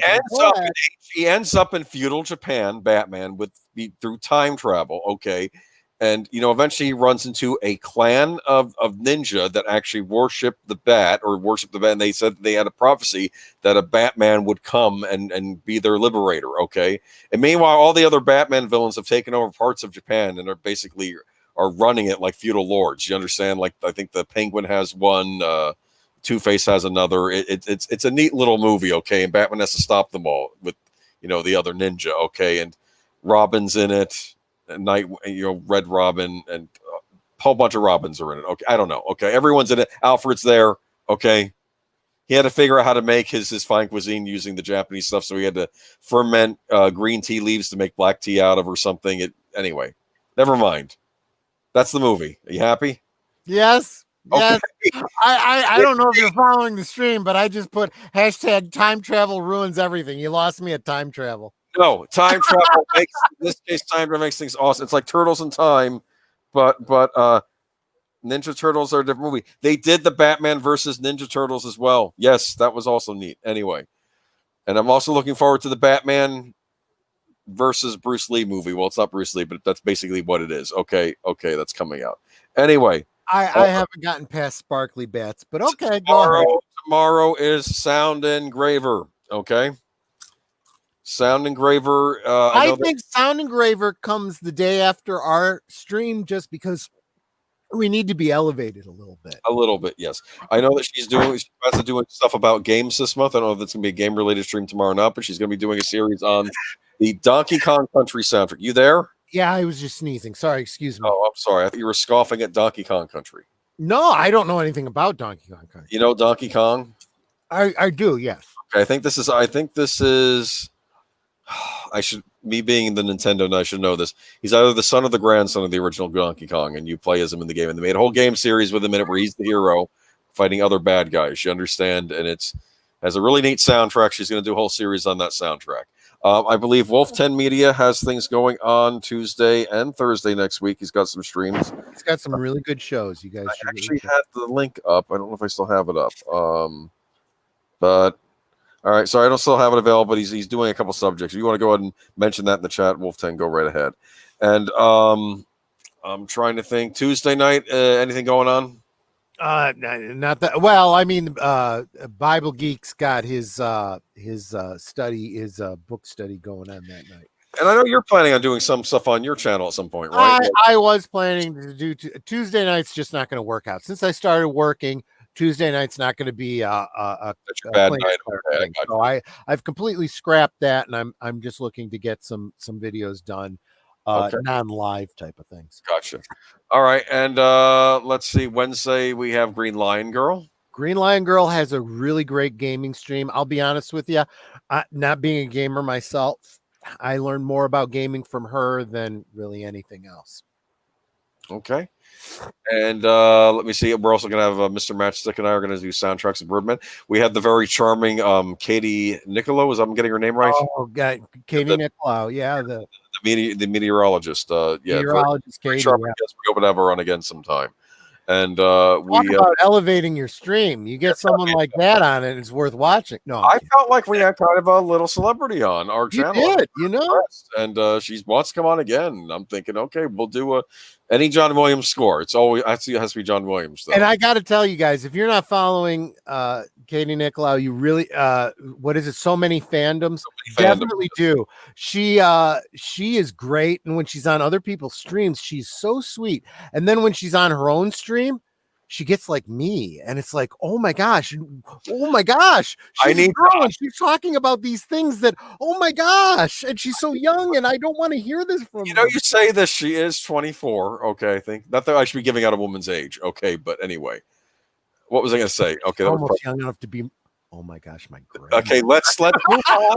I feel terrible. Let's move on. So hearing her, some of the jokes she makes, it's like, oh my gosh, I can't know that. Okay, anyways, we're moving on. She's not coming on next week because we're doing Death Wish, the Death Wish soundtrack, the Herbie Hancock original. You know Death Wish, Charles Bronson? I do. Oh, that's a classic. I actually like the sequel too. I know you were kind of poo-pooing it. The Bruce Willis one, kind of a different movie, but not bad. It wasn't me that was poo-pooing that. I actually. Al was Big Al. Okay, yes. I haven't seen it, and I thought Bruce Willis actually sounds pretty good. It's its own thing. I almost wish in the Bruce Willis sequel they had just given his character a different name than Paul Kersey, because it's basically it's a similar circumstance, but this guy's a surgeon, and it works for that movie, him being a surgeon. Okay, because it gives him access to things that he might have access to. But anyway, I don't want to spoil it. But anyway, we're doing the original Death Wish. Herbie Hancock classic score. We're changing up a little bit. Instead of symphonic, we're going jazz. Okay. Sure. And I'm trying to think. Thursday, I believe Wolf 10 has another thing going on. And Thursday night, anything going on? The Bible Geek has books. What is it? He's got a study of some kind. The Gospel according to John. Maybe is he still doing that? I know that they're doing. I think a live rewatch of The Lion, the Witch, and the Wardrobe this week, right? Oh, maybe that's what it is. Yeah. Okay, so keep an eye out for that. Friday, I'm not sure if Famine has anything going on or if you're doing anything. That was a neat birthday stream you had the other week, though. I was listening. That was a lot of fun, from what I remember, because it was a very liquored up stream that lasted for like 5 hours, almost 5 hours. So I would listen to it in pieces. It's neat. It was a lot of fun to get a lot of y'all that are usually just typing in the stream just to hear your voices and have that much more of a personal connection with you. At the risk of sounding a little emotional, I really appreciate everybody that came and just celebrated my birthday with me. I thank you guys for that. It made me feel awesome. Yeah. And I believe this coming Saturday will be Netter's Network with 50 First Dates, correct? Absolutely. And she's having me as a guest because she's got to live with me, I guess. But yes, she's even holding up the movie. And I'll be the voice of this is the way retrograde amnesia really works, but she and Al are of course going to be focusing on the movie and the humor. Okay. Oh, and Big Al's account here, not hating on it specifically, just unnecessary when Bronson was so open. Yeah, I would argue, doing a Death Wish sequel was unnecessary because, but if you get one director to do it, though, Eli Roth was the one guy to do it. I am also going to say this. You know, the original Death Wish movie was supposed to be directed by Sidney Lumet and was going to star Jack Lemmon. Oh. That would have been a very different movie. Very different movie. That might have been an Oscar contender, okay? Because knowing and Jack Lemmon, I can so see him. It'd be a completely different movie though, but I would have been fascinated to see that. But anyway, y'all have a good night. Head over to Matchstick Stream. Batman Ninja's awesome. So, and anything else to add, Troy? No, I'm starting to sober up. Okay. All right. Everyone, y'all have a good night. Okay. Have a happy day off. If you haven't, those working, well, I feel bad for you. Okay. Good night. Okay. Take care, y'all.